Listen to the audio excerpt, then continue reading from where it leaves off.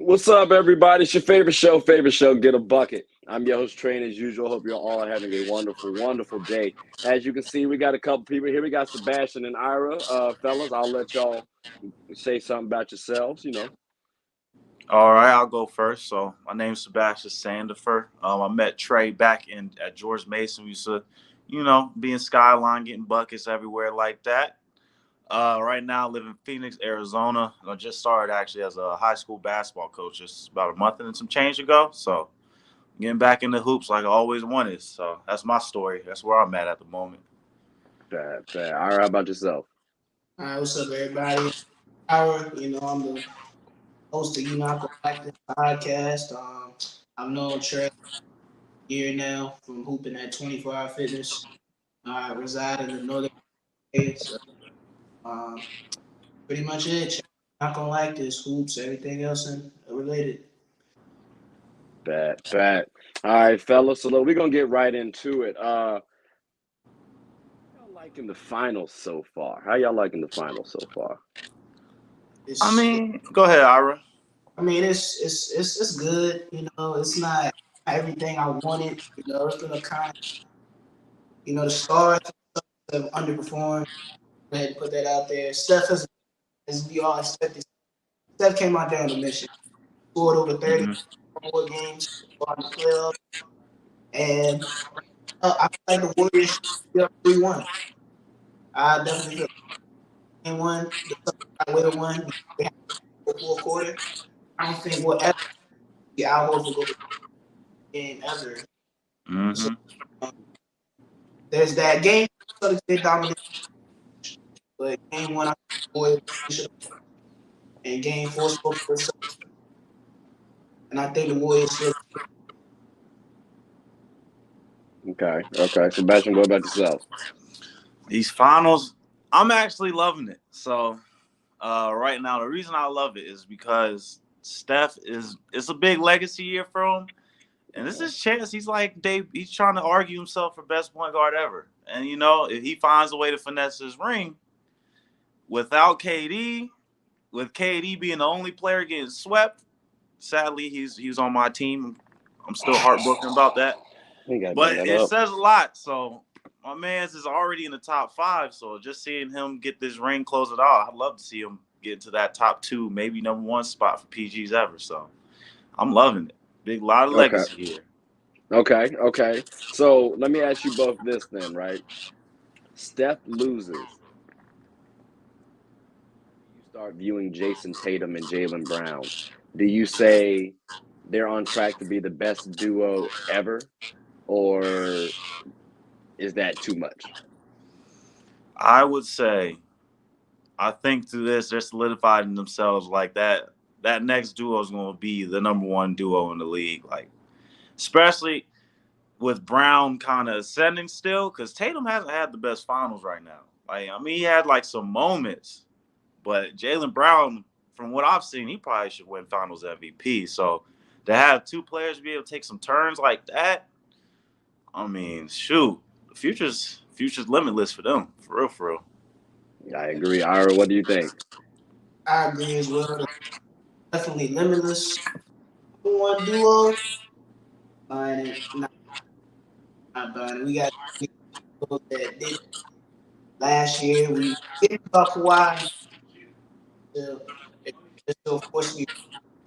Obviously, hope Kyrie Irving, whatever they were doing, basically almost hostage in the finals 2 years ago. So I don't know if Jalen Brown did take him or not. Not after the title. Mm. All right.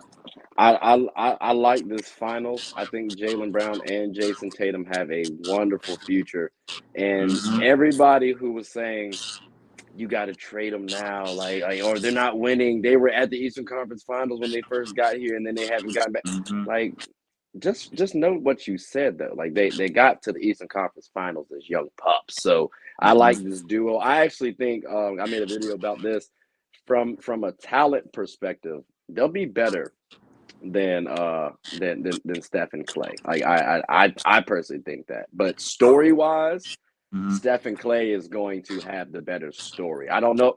I can't say, oh, Jaylen Brown and Jason Tatum will win 3, 4, 5 titles. Like they could. It's a possibility. But I like KD and them's chances still out there.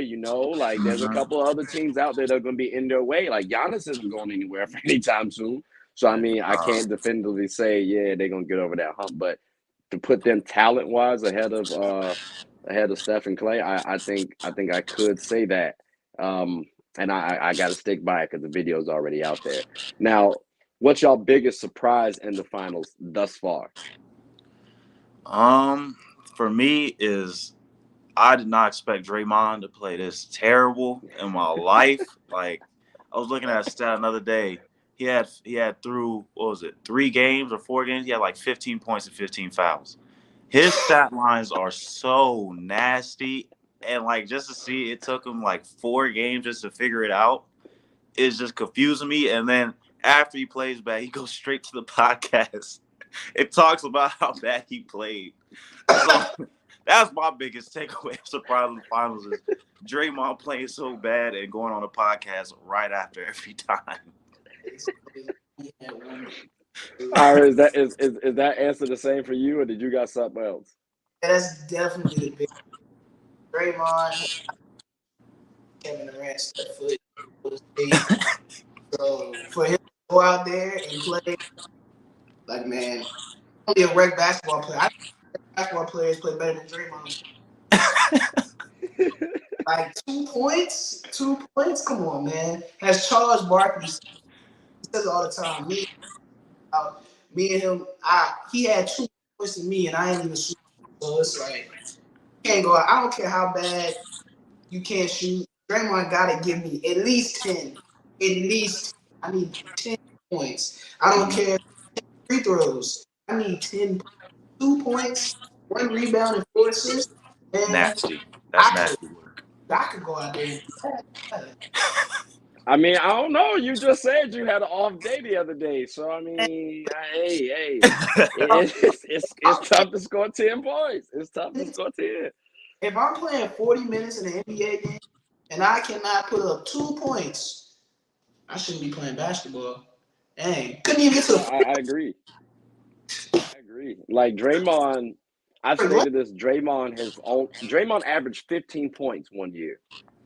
And I guess after that, he was like, all right, I got my money. I hit my check mark. I'm fine. I don't have to do anything else. I'm going to let Steph and Clay get it. Oh, KD's coming too? Definitely not doing anything. And he's been in that mode ever since. Like, he might still think KD's about to come off the bench and give them a casual 20, 30 piece. Like, he has to because sometimes he really – I honestly think there's a business case to finish the game. And this is tough for me to say. To finish the game with Kevon Looney and Otto Porter over Draymond Green.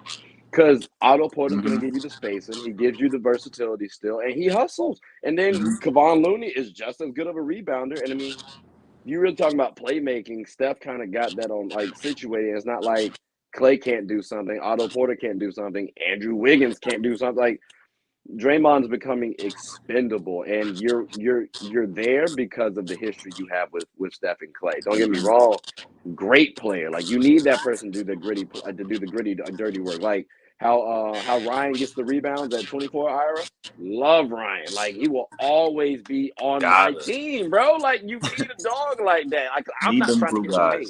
Exactly. So I get Draymond in that. Like.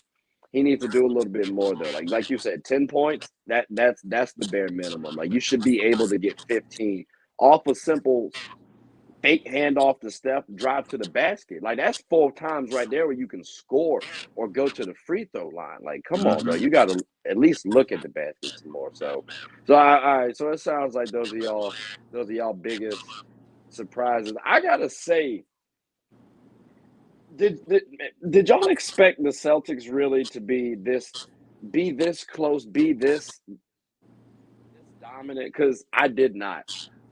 Even in that Game 4 loss, I felt like the Celtics just kept them at bay. and then for whatever reason just gave it up at the end. Like I say the Warriors win, but I'm troubled every game I watch. Like I feel like I'm an actual Warriors fan. Do Mhm. y'all were y'all surprised at all that the Celtics came off this dominant? For sure. I mean, of course, I didn't even pick them to get to the finals. So that's them getting to the finals the way they did. Like, their battles every single time. They played 3 different dog teams and just was cooking. And now that they're in the finals, like, it is worrisome because every game they're not really in control. But like one, they were only in control for. And like you said, they weren't even getting control last game until they pulled Draymond out, like your point from before. And that's when they finally made their comeback. So, like for me, if Marcus Smart is hitting shots the way he is right now, it is hard to beat them. Like, because he's the only one that can be OD reckless and take terrible shots. Like Al Horford, at least all his shots, there's the same shots every time. He says you're gonna make it or miss it. You don't know what you're getting from Marcus Smart, but if you are getting threes from him, I don't know what you do with the Celtics sometimes, man. Like Ira, so gym, right? Like Ira's actually a decent defender. I will give you credit. Like you're a solid defender. And like, I actually look at Marcus Smart and you in comparison because you're more of a defender. But like if you're hitting your shots, it's such a tough. And I'm not trying to I'm not trying to like knock you or anything like that. Like legit, if you're hitting your shots, it's such a different game. At all, I know. It's a So I look at y'all two the same, and like you were saying, Sebastian, like everything you were saying was spot on, bro. Like if he's been hitting shots and it's wild. Cooking this quarter, like this finals, he's been cooking. It's crazy. I did not expect that at all. Oklahoma State. Yeah, he looks back to them days right now. That's fact straight. He does. Vintage. Now, who would you guys say would be your X factor? Would it be Marcus Smart or would it be Al Horford for the Celtics or somebody else? Because Derek White has been cooking too. Shout out to the Spurs and Greg Popovich. Marcus Smart, no question. You need it when you're a defender and artist like Steph Curry that can make impossible and again, it can affect you as a defender, being that such tough shots for you so many times. But being that he is an impactful on the offensive, it keeps him in the zone to keep like attacking and keep trying to the screen, effectively trying to make somewhat of an impact to do what he does. Stuff had 40 points, had most series, but we gotta look at how difficult it is. Not like he just won 35. He got to work. He's had to work 30 at the series. I fully believe Marcus Smart is not fighting, is not being active as he's been on Steph Curry probably. Not gonna lie to you, because he's still going so effort. Being that he's hitting his shots, it's keeping him active. But if he was out here in games and he goes out plays horrible, it might be raps. It might be raps. Yeah, that's valid. So my X factor, because honestly, I'm pretty confident in Marcus Smart keeping this up. Maybe not as many threes, but just the way he's playing overall, I think he's gonna keep this up. My X factor is Rob Williams gonna hold up this whole series because he locks up that paint so crazy. And like whenever he's in the game, bro, it changes everything. Like he was sunning every series. Every big man he faced up to here, he made Bam look soft with a capital T. Like he made him look soft. So if he can hold up and that knee holds up, man, it's gonna be tough to beat, especially like I said, with Marcus Smart playing the way he is. I was hoping you were gonna say Marcus Smart because I was definitely gonna ask about Rob Williams for you guys. Like when Rob was just swatting everything. It's just like it's like, bro, I need you to stop jumping so much though, because like when you walk, you got like a little gimp with it sometimes. I'm like, that knee don't look right still. Like I need you to chill out, bro. Like, but at the same time, like Steph's float game impeccable, and like I've seen Rob twice just get it. Oh, that's tough. Like that's a volleyball swat right there. So If he plays well, like that's someone who can if he plays for 32 minutes and only accumulated 2 points, I'm okay with Draymond. Mm-hmm. Like, you know what I'm saying? Like that caliber player, like defense, easy. X factor, he might have to be because I was thinking Al Horford too. Because Al Horford, he does the playmaking defense as Mm-hmm. well, and he gives you the stretch, the stretch three. But it might have to be Rob Williams. I'm not gonna lie to Mm-hmm. you. Like, And he takes away a lot of lobs, and that's what Draymond loved to do when he gets that roll to the basket. So you take away yeah, Draymond's lobs, as a big factor of their game right there, because that's all facts. Kevon Looney's points. That's like half of them come from Draymond Well, assists. well, see now though with Rob jumping all the time, like that's what I want him to scale it back because when Yeah. he jumps, all the Warriors got to do is crash. Like Mm-hmm. Draymond, Andrew, like Wiggins, Draymond, and Wiggins Kevon was Looney. scored last game too. Exactly. Like they It's all could do that. It's all about effort. Like if you have the Mm-hmm. most effort, like there will be games where Jaylen Brown might be the better player over Jason Tatum. Jason Mm-hmm. Tatum has more potential, more talent, but at the end of the day, Brown is showing a little bit more effort, just a little bit more. So I mean, it's all about effort at the end of the day. And Nice Rob facts. Williams, Marcus Smart, they have great effort. The Warriors, I Mm-hmm. mean, the Celtics have tremendous effort They play overall, and it hard. sounds like They play hard. exactly, and they got a lot of X factors. It sounds like. How about for the Warriors though? For you guys, Ira, who Me, you looking at? Or all right. For me, Jordan Poole, like he's been trash, and like usually it's like him and Clay taking turns. Like which game, like one gets hot, the other one's just gonna be all right. I'm gonna help with playmaking, lock up. But he hasn't had one good game this series, so I expect him to Jordan have Poole. one. I don't know when it's gonna come. I mean, what? you can't use game. That was a 25 point. Best game cannot be 25 point blowout. I mean, last game he was alright. It ain't But what like, we've been seeing though. Is what I'm but trying you're to say. right. He ain't It been ain't what we good though. seeing leading up to it. Yeah. He did have 10 points. I'll give you that. But Jordan Poole definitely. I feel like when Jordan Poole scores, his Mm-hmm. impact end, it takes the pressure off Steph Curry. Because Steph Curry already seeing double teams has is Mm-hmm. and everything. But when you got Jordan Poole that can come in, hit his shots, it lets Steph Curry sit on the bench. Mm-hmm. Because the game didn't see Steph Curry played the majority of the game. But game 4, there was times where Steph he was chilling. Steve Kerr had no urgency to put him in because affecting the game, getting to him, making shots. He was Mm-hmm. having a decent game. So when Steph came in the fourth quarter, it was all it was like, yeah. Mm-hmm. Yeah. How do y'all feel about instead of Jordan Poole though, Andrew Wiggins? Because Oh, Andrew is the only player on this team that can actually get a consistent bucket against these Celtics. Like Jordan Poole looks to me like him and Peyton Pritchard might be at the same level. And that's wild to say. Because when and again, it's like when they're on the court, like I almost felt like they got like a little rivalry going on. Like, okay, got you. Like that's the impression I get. Because he Mm-hmm. has not shown up like he At did in all. those other series. So it's like, Jordan, I don't know if you can get me over the hump the way Andrew Wiggins can, because Andrew Wiggins is 6'8". He's still a former #1 pick, and he Mm-hmm. might not played up to those standards, but he can give me a 20-point game, and defending Jason Tatum pretty well too. So I Mm-hmm. mean, for me, he's the only player because Clay's been off for whatever reason. I thought he was going to be back after Game 3. I thought it was going to be Splash Brothers again, and he wasn't there the way I wanted him to be. It might have to be Andrew Wiggins, and that might have to be my personal X factor for these Warriors. So if he plays well, I don't necessarily see the Celtics beating the Warriors. Like he takes away too much. I agree with that because like when I just need Wiggs to just stay aggressive because he's been aggressive like this whole time, and like as long as he stays attacking, he's good. Like you gonna make some, you gonna miss some, it's cool.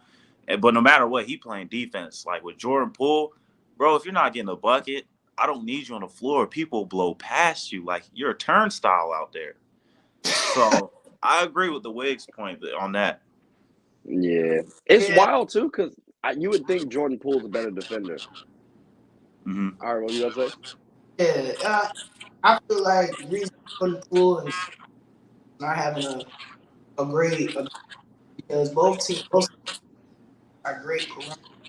They have good defenders to match up with basically. You don't see like you can look at it for both teams. Jason Tatum and Jaylen Brown have not had a lot of success on any outside.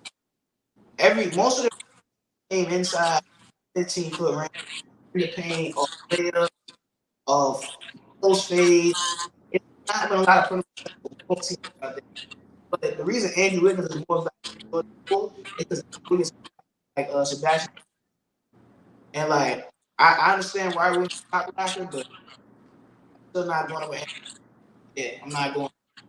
Wiggins, he showed me in game one. I mean, literally, I was posted. Look, Andrew Wiggins went up. It looked like Robert Williams went back to the stanchion. I was like, yeah, Robert Williams might have a series, and he. So I'm Andrew Wiggins being a it's dynamic, being that constant pull up lateral. Andrew Wiggins vertical attack, he pull up, and he just it's a different dynamic with the Mm-hmm. three offensively. Mm-hmm. Exactly. You got, and it's that different dynamic. I think. Oh, let me ask y'all this. Do y'all think Andrew Wiggins could end up like let's say it goes game 7. Andrew Wiggins is just dropping 30 balls just casually. Like Nah, next 3 games, and he's defending the hell out of Jason Tatum. Does he earn Finals MVP? Steph is winning finals MVP. I don't care. Andrew can go for 50 points. But I'm just saying though, that's a 30 ball playing the best player on their team. Steph is Like, Yeah, I'd have to see how Steph finishes too. Steph all right, Now, so if so Steph let's finishes say with 3 duds and he comes out with 330 balls, then anything's possible at that point. I I can't don't know. lie. Steph 2 and 8 on 43. I mean, Yeah, and Curry, I just don't think Curry gonna give us no duds. He going so crazy right now. he not. Hey, I ain't gonna hold you. I'm on FanDuel, and I put that he gonna average 25 and the Warriors win. And he has been doing just that. Like every game, he's hit Mm-hmm. 25 plus.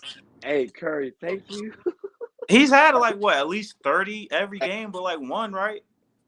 Like one of them games, it was like an upper 20. So, And it was a it was bad still game. just, you could round up to 30 with Like, it. The other two was like 35, 37, and a 40 piece. Like this dude's going crazy.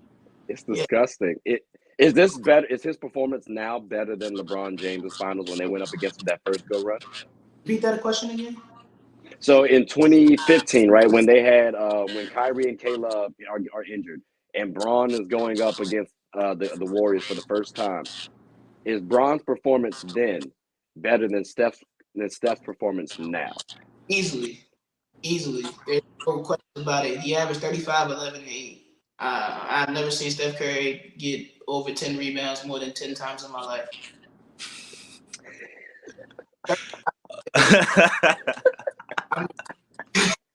I mean, 30, or like what, 48% from the field, like 34 from 3. My man was about to win Finals MVP.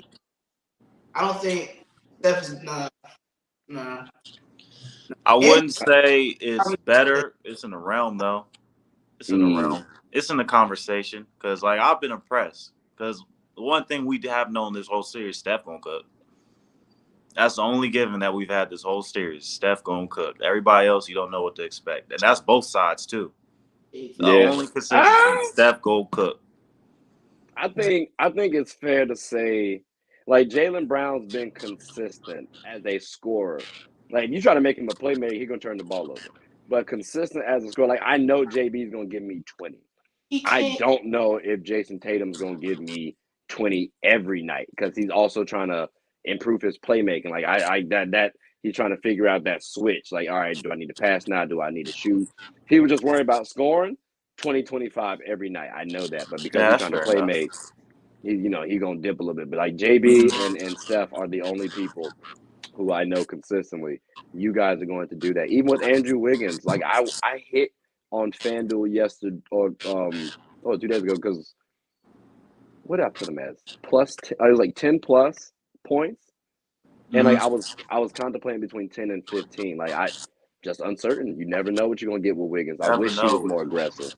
Mhm. That's the biggest thing. But Bro who do got y'all talent, think? man. He has so much talent, dog. So much talent. I Who do y'all don't. think is gonna? You said what, Ira?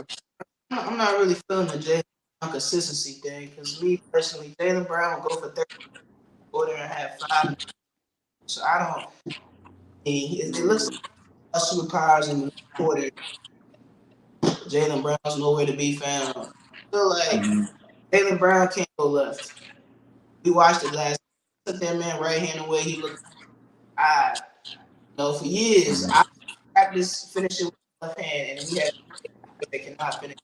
This is remarkable. I got basketball teams for this, and we got NBA doing this. It's no way. If that goes for Jason Tatum too, I don't. I mean, there's a lot of players though that don't Nah, do stuff that like they need to. Like Shaq went a no. whole career and didn't learn how to shoot a free throw. Never. I mean, it's just certain. John Wall. Hey, like at some point in time, he could have shot a little earlier. Like Russell Westbrook, same thing. Like stuff No, happens. no excuses. No excuses. You got. I'm not like Kyrie with your left. Can't be able to dribble the ball to the left side of the court and attempt to go up. Like Draymond Green took that man right hand away. He missed every single shot. Even Steph Curry took his right hand away. Jalen Brown was shooting. I was like, wow. I mean, you don't need to dribble the ball though too much if you Jalen Brown. Like you need to go. Like when Jalen Brown, like so the one move where like the possession when he goes right, left, and then drive, step back on Draymond. It's like, oh, he gets Draymond with the right cross first and foremost, then drives, hits him with the shoulder. Like that's what Jalen Brown needs to do. Because when he starts dribbling a lot, and this is He the same dances a issue with lot, Jordan Poole. Jordan Poole and him be trying to dance too much. Stop trying to play cute. Just go and attack. Because you're just wasting energy and time. If you're not gonna try to score, let someone else do it. But I don't know, Ira. It sounds like you got a little hate towards Jalen Brown. Like, did he do something to you personally? I think Jason. He hollered at your girl, didn't he? DMs in the DMs. Man, we one of the people, my guys in the podcast, who it was a Jalen versus Tatum poll, and people said Jalen Brown has the dog in him, and I can't give nobody the dog credit if you go out here and you have 50 quarter and then you have over 3 different. Is Jimmy Butler a dog? That's wild. Is Jimmy Butler a dog, Ira? Did Jimmy Butler demonstrate to me where he goes for 12 and a quarter and goes 1-5 in the next year?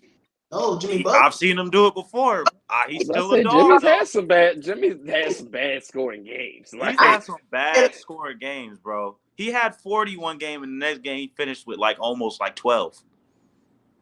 I mean, and I ain't gonna not call him a dog because Jimmy's a dog.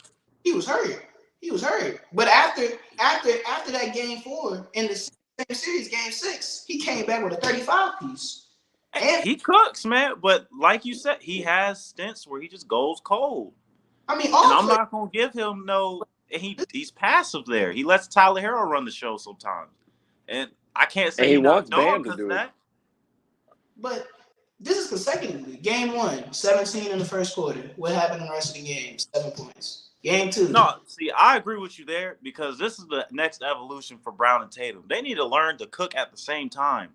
One person will go crazy, and then the next person will go crazy, and the other ones just disappear. It's crazy. I know exactly what you're talking about because he had 22 to start. Tatum was nowhere. Second half, Tatum finished the game, and then Brown was nowhere. They can. So, but I think they can finish. But other duos do it. In order for both of them to cook, you're gonna have to take the ball out of other people's hands. So now Derek White, who's been hitting, what's he gonna do?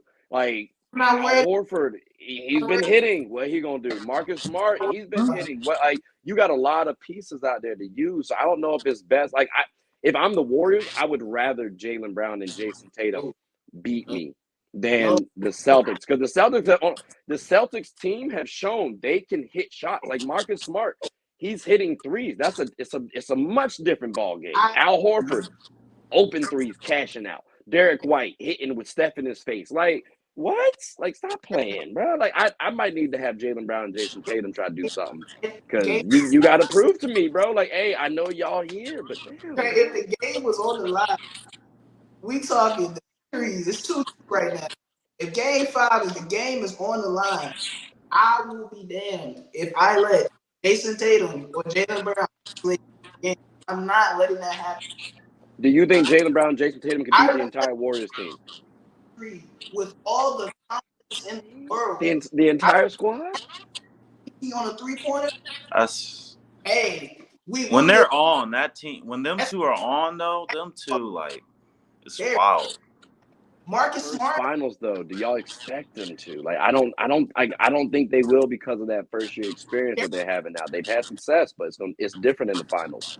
Derek White for 3 for game? All right. Hey. Yeah. Well, if we're talking about last shot, I don't want their best 2 players taking that. That's I'm talking about throughout the entire game. You tell me Jaylen Brown and Jason Tatum are going to beat my Warriors. I can't see 2. Like that's a lie. You got Steph first. You got to worry about Steph on the offensive end with Clay, Wiggins. They have a lot of weapons, bro. Like that's a lot for those young 2 duos to do. So let's flip the script. Let's look at this real quick. So I'm gonna let's say LeBron Anthony prime health right now. You're telling me that if you were playing the Lakers, you will let LeBron dominate or you let AD dominate the court? If I see their team playing this well, I'd give it a shot. Wow. Like, hey, bro, like it's a team game. It's a team game. You gotta try and let this young duo beat Steph. Which can you say right now Jason Tatum is going to outshine Steph Curry?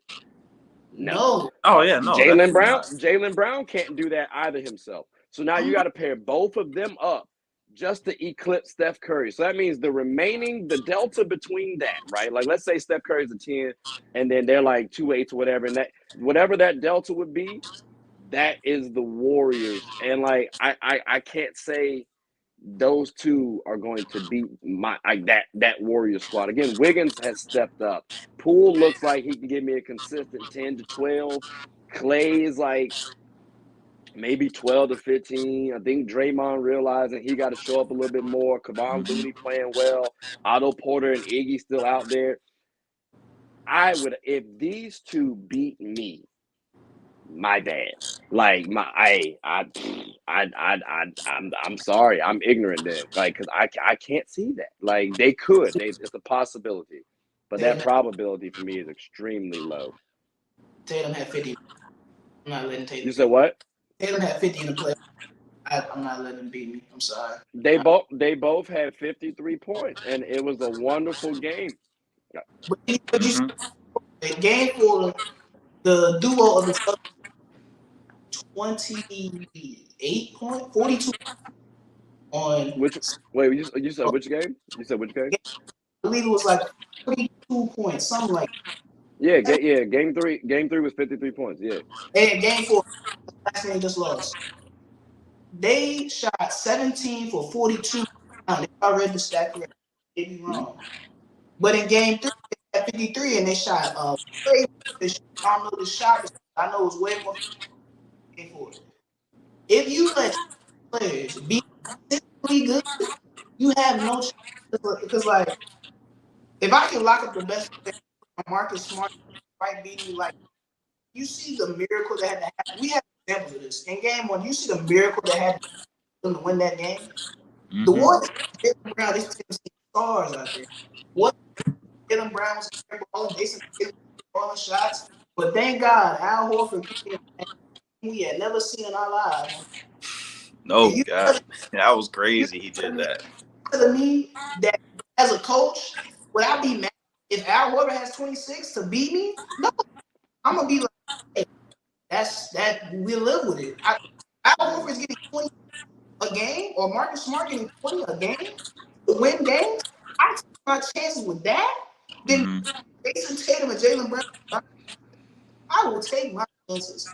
Marcus Smart beating me, I'll live. If he beats me, hey, that's fine. The same Warriors. If Draymond Green gives me 25 on the court, I live with it. If Steph goes, I live. I live. Hey, look, Draymond Green 25 in. Hi. Sure. Good luck. That's like one of the lottery. You might never see it again. But I'm just saying. I don't know though, champ, because again, every step of the way, the Celtics team, it's the Celtics team. Like when they were going up against the Heat or the Bucks, you got Grant Williams showing up. Like you got Al Horford still showing up. If you cut off the rest of the support from Jaylen Brown and Jason Tatum, I think Steph Curry and Klay Thompson and Draymond Green can actually beat Jaylen Brown and Jason Tatum. Like I hear what you're saying too. Like and it's almost wild to say because it's almost like just let your stars do whatever they want to, or let the opposing stars do whatever they want to, and that's terrible advice usually. But they're young; they're still trying to learn a few things. I'm banking on that. Plus, you got Steph, who's the best player in this series by far, and they always got to play up to that. And you have enough of that support team because, like I said, it's if the Celtics don't if Grant Williams and them don't show up against the Nets, the Celtics lose.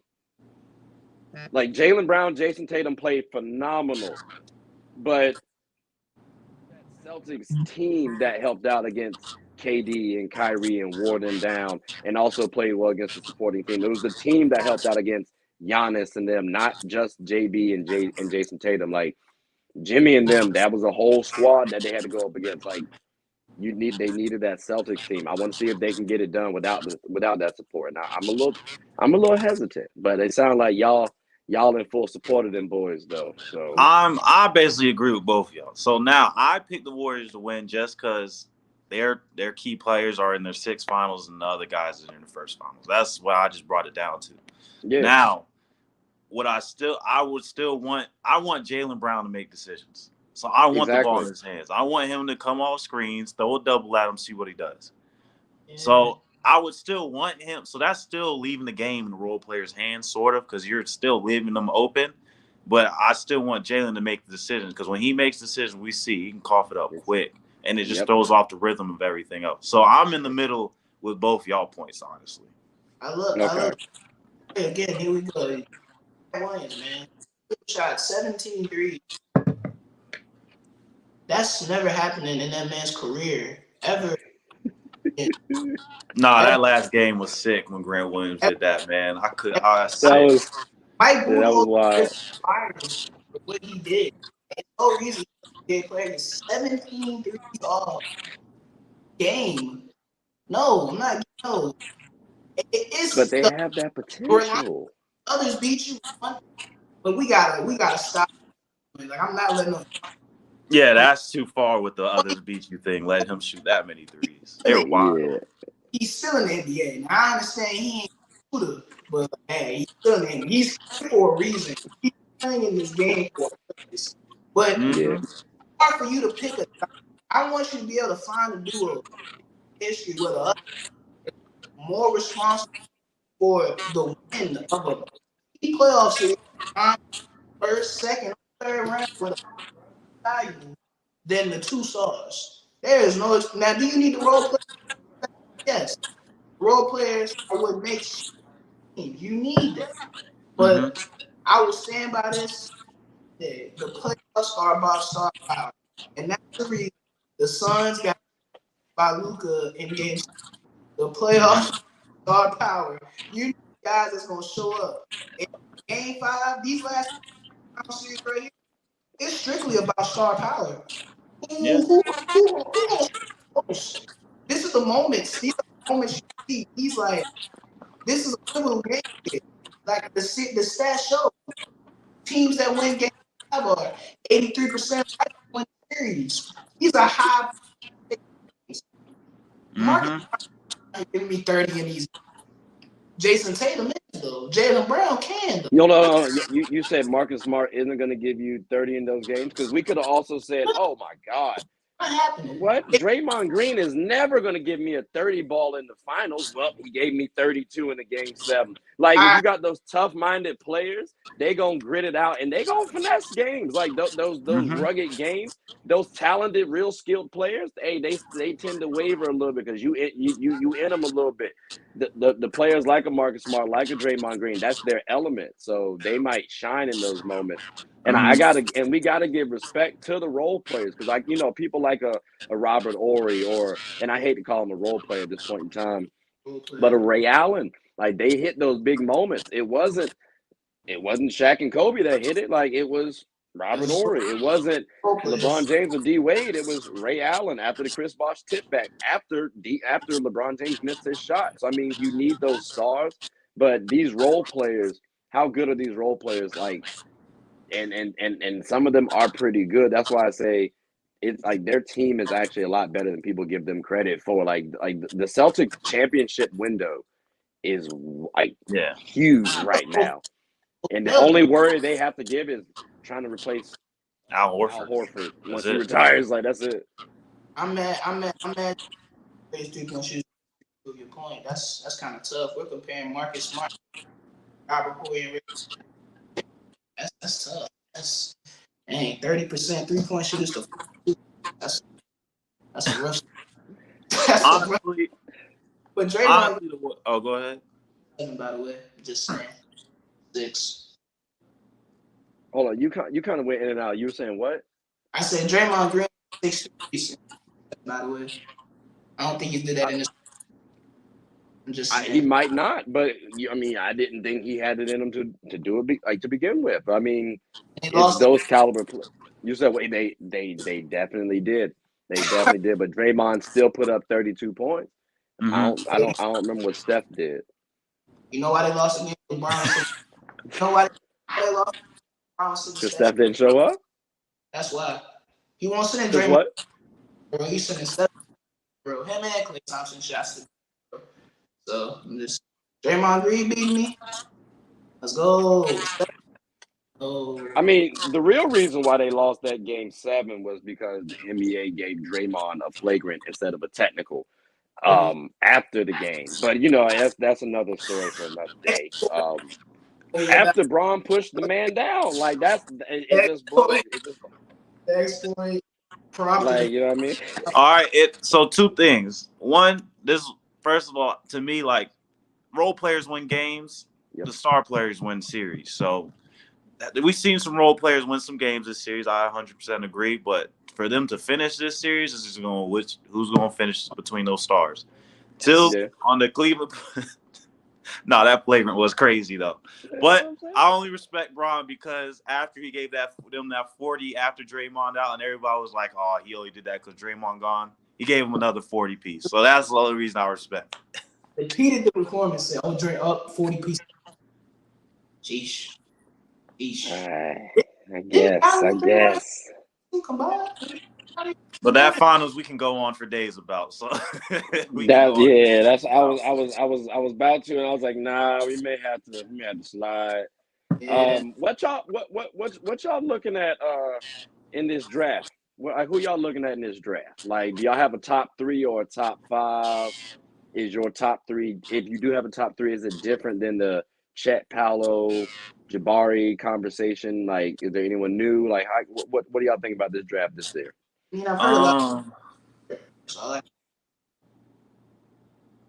Sebastian, you go. I mean, Ira, you can go. Nah, I'm just saying. He keep going. Nah, I just said that. Just said. All right. I think this class is kind of deep. I don't think in terms of like star power, I wouldn't say it's a real heavy star power draft, but I think there's a lot of dudes that can be like third options, super good role guys that can honestly play right away and make a difference. But like for me, the person I'm looking out for the most is my sleeper pick of the draft, Shadon Sharpe from Kentucky. I'm a Kentucky fan. I was so sick I couldn't see him play, but this dude has everything: shot making, bounce. He's a sick athlete. He got handle. He can literally do it all in terms of talent. So I'm interested to just see him finally hit a floor after a year, wherever it is. I just want to see it. Yeah, no, I agree. It's a good draft, I'd say. Um, like in terms of talent wise, you could go so many ways. Like Mm-hmm. I see Paolo, he could be he could be a starter or all star. Mm-hmm. You got Jabari Smith, same thing. Chet Holmgren, people give too much slack and praise to. It's wild. Like it's Yeah, I know what you mean. baffling because I've seen Dirk and Kristaps Porzingis comparisons.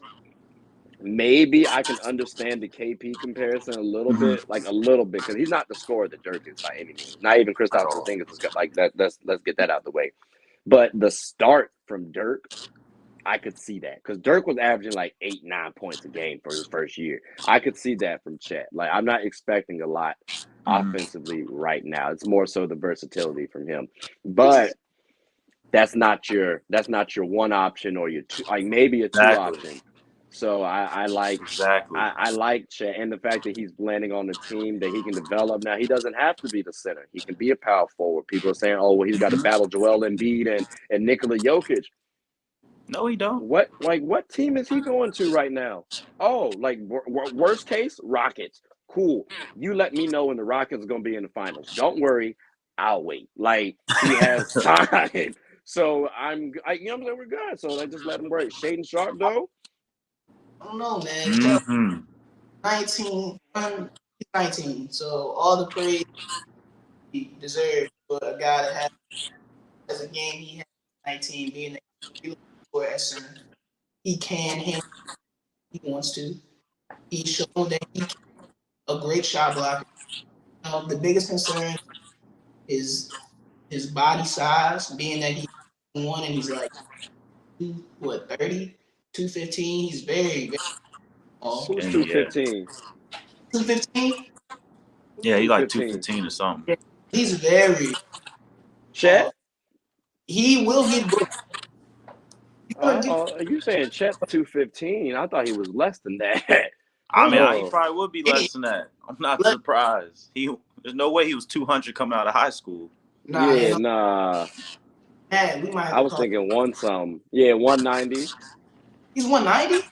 Yeah, that's why I was like, bro, I thought you Yeah. switched conversation because you were breaking up a little bit too. I was like, oh, he said somebody else had to be, not no 215. If Chet was 215, I would put You're a him as my monster. top Number one pick. pick. What? Easy. Number one pick. Like, There's no questions about it. When he suits up in the NBA jersey next year, he's gonna get dominated physically. There is no question. He don't have to worry. But once he gets out, the question that remains: will he retain? Once you get size, because a lot of players they lose certain attributes once they get that size. Giannis, his jump shot today versus when he came to the league is completely different.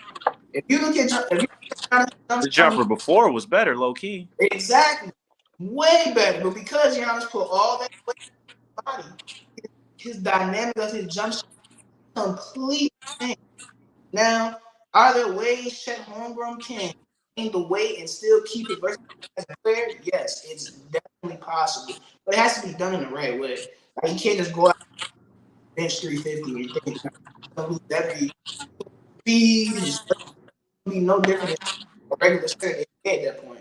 But if he can somehow weight, get so comfortable, I'd say 230, 40, real comfortable right, he'll be able to still keep versatility, still be able to handle. The big thing I want to see is when he gains the weight, skill, because the skill was something. He's a very skilled player.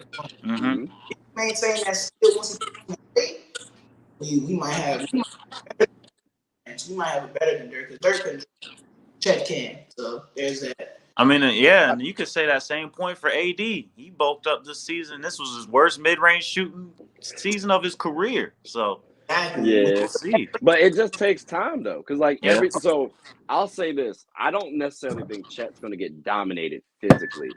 The reason why I say that, he goes up against a Jalen Duren, who's actually a pretty good physical specimen himself, right? That's a grown man. You know what I'm saying? Like he didn't do that bad. Like Chet did not do that bad. Now there's a difference between Jalen Duren and Joel Embiid. Like we acknowledge that, but Chet's length drastically. Like when I'm at the gym, bro, I can play against bigger guys because I'm taller, I'm lankier. Like I'm gonna utilize that advantage. Just like they're Mm-hmm. stronger than me, they try to utilize their advantage. So I think with his wingspans like 7'6", 7'9", something like that, like Something he crazy. has that, he has that length going with him. So I think it'll help him out and it'll kind of spell over that weight disparity because I do think he needs to bulk up, but like you say, I don't 230, 240 would be tough. That's Like huge. that's a Big dude. lot of weight. And I'm gonna tell you right now, from a skinny, lanky kid, like bro, that you got to change your whole game now. You're not as mobile as more because you're trying to turn, but now you're using a lot more weight. Your joints have a lot more pressure on you now. Like I'm not a doctor, I'm not in PT, but damn, I can tell you right now that would be annoying to deal with. Like Mm-hmm. I think It's that 215 range would be straight. it's possible. Okay. Do like because you got to look at the size position. He more than likely he's gonna be playing more likely than where he goes. Being that most league are above the high mark, he's gonna meet the threshold or like the 225. Gotta be 25 and 2 to have a fighting chance. Even though you say his wingspan and stuff like that, look, Canada, I don't know how matter because we saw Rudy Gobert. Put Gobert in the round. Wingspan won't catch up.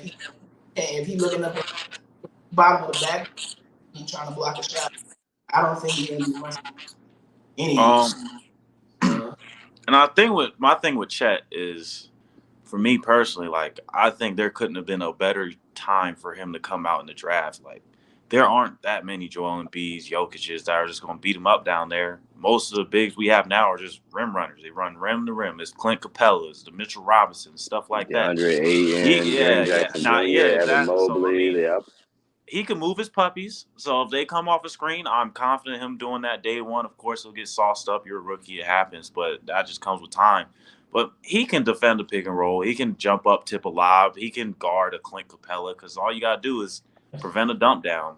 And a lot of times a dump down is the other player's fault if he's not there. So this is the perfect time for him to come in. Hopefully he can put on some weight so he can start doing more on the offensive end. But I think defensively, unless he plays like the Aytons and Beads, Jokic's, I think he'll be fine. I mean, I think that's his bread and butter right there. Yeah. Now, number one draft pick right now. You're on the clock.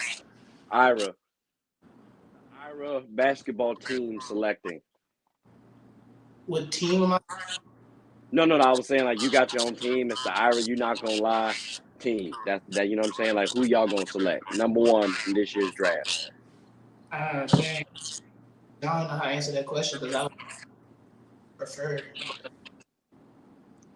I guess I'm gonna have to go with the versatility. You said who? Chet Holmgren, the versatility college game. The ceiling is very risky, but the floor is either way. I'm value out of it. Mm-hmm. Very useful. Now, how valuable is depending on how at is the players go one. They become stronger. They become skilled.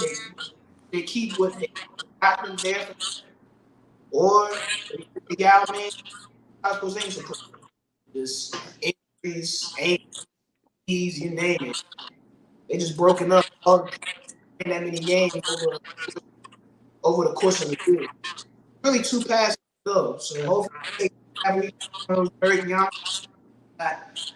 Yao Ming, he's just in seasons, some minor ankle, things of that nature. I'm gonna take Chet. Okay. Sebastian, how about yourself? This might be a hot take, but I'm taking Jabari Smith. I got number one. So the thing I like about him is just as a complete scorer, he's got it all. His shot selection is a little iffy, but that happens when you come from a team like Auburn who's just up and down, just shoot it, gun it. So, like with me, I just think he has all three of them have great potential to be a good defender. I mean, he Mhm. already went to Auburn. He already knows all about that full press, man-to-man stuff. So he has a mentality. He's just there to coach him up. So for me, I think he has the highest potential out the three, just because his shot making is up there. He's the best shooter out the three. Now it's just same thing. Let's bulk him up, but we don't have to bulk him up as much as Chet, and just get him to buy in the defense, which you got to do with Paolo anyway. So for me, I would take Jabari, but that's mostly because I think I can unlock that potential in him. I feel you. If I was GM, like I think I'm unlocking that potential.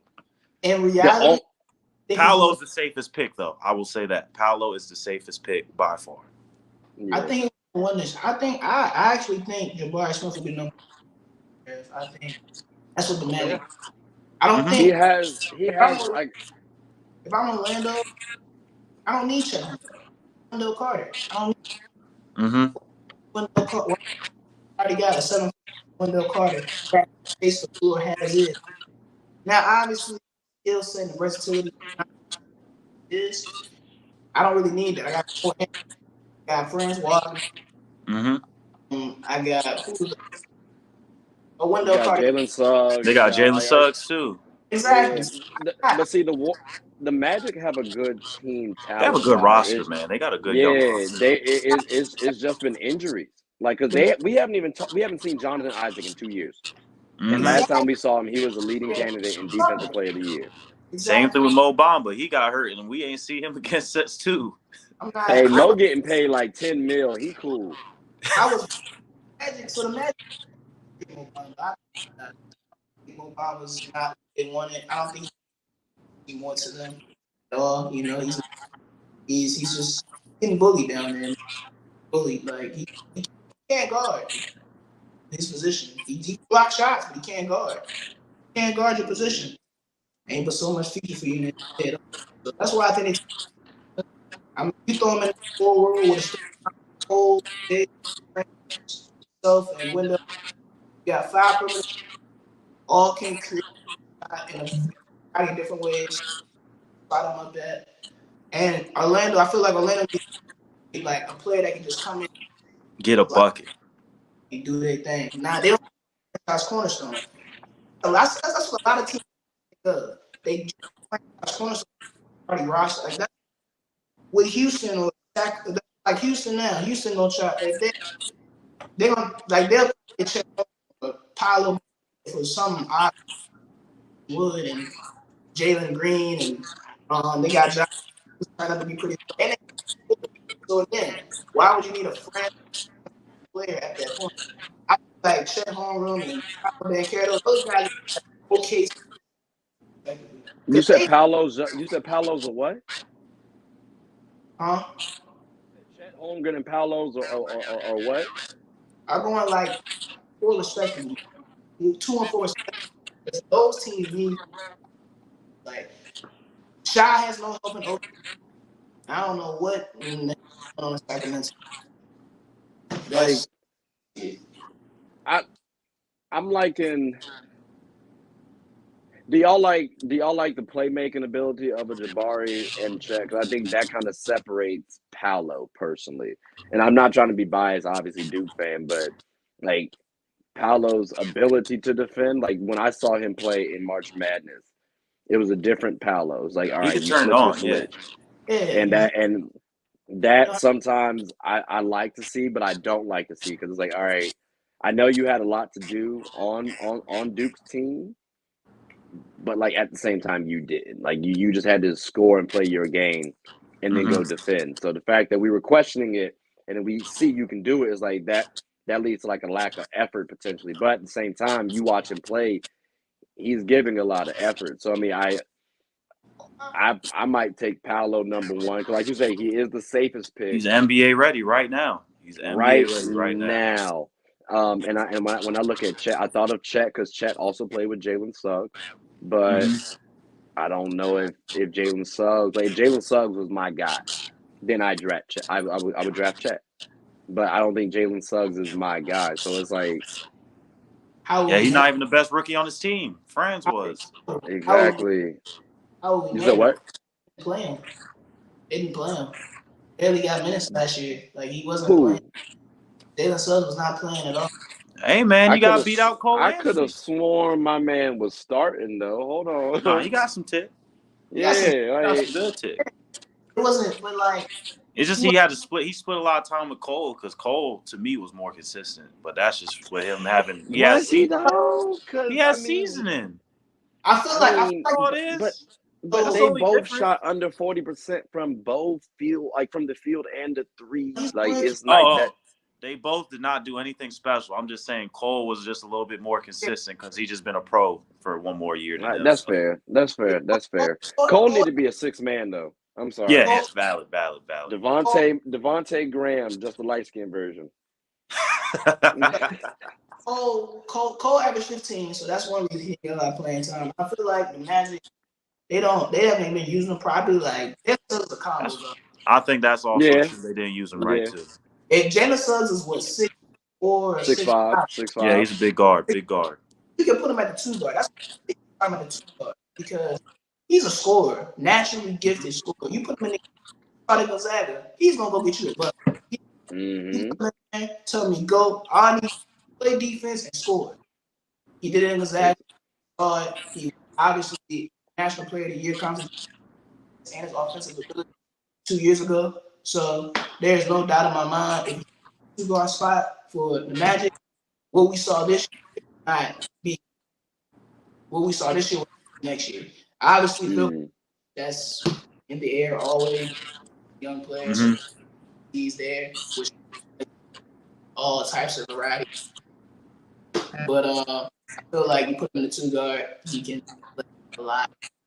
He's not a first point like Cole Anthony. That guard mentality. Cole average assists this year long. So you're looking at 2 different dynamics of a when it comes to Cole and Jalen. Yeah, that's true. That's true. All right. Well, look, we're not gonna worry about the bottom teams too much more because I got a couple of questions for some top tier teams. Okay. So, with that being said, Seabass, I'll start. I'll have this team go for you since you're out there. The Phoenix Suns, right? What would you do with Ayton? I see Ira shaking his head, so he's gone. Did you want to answer this question? I had it for him. That's why I my bad, champ.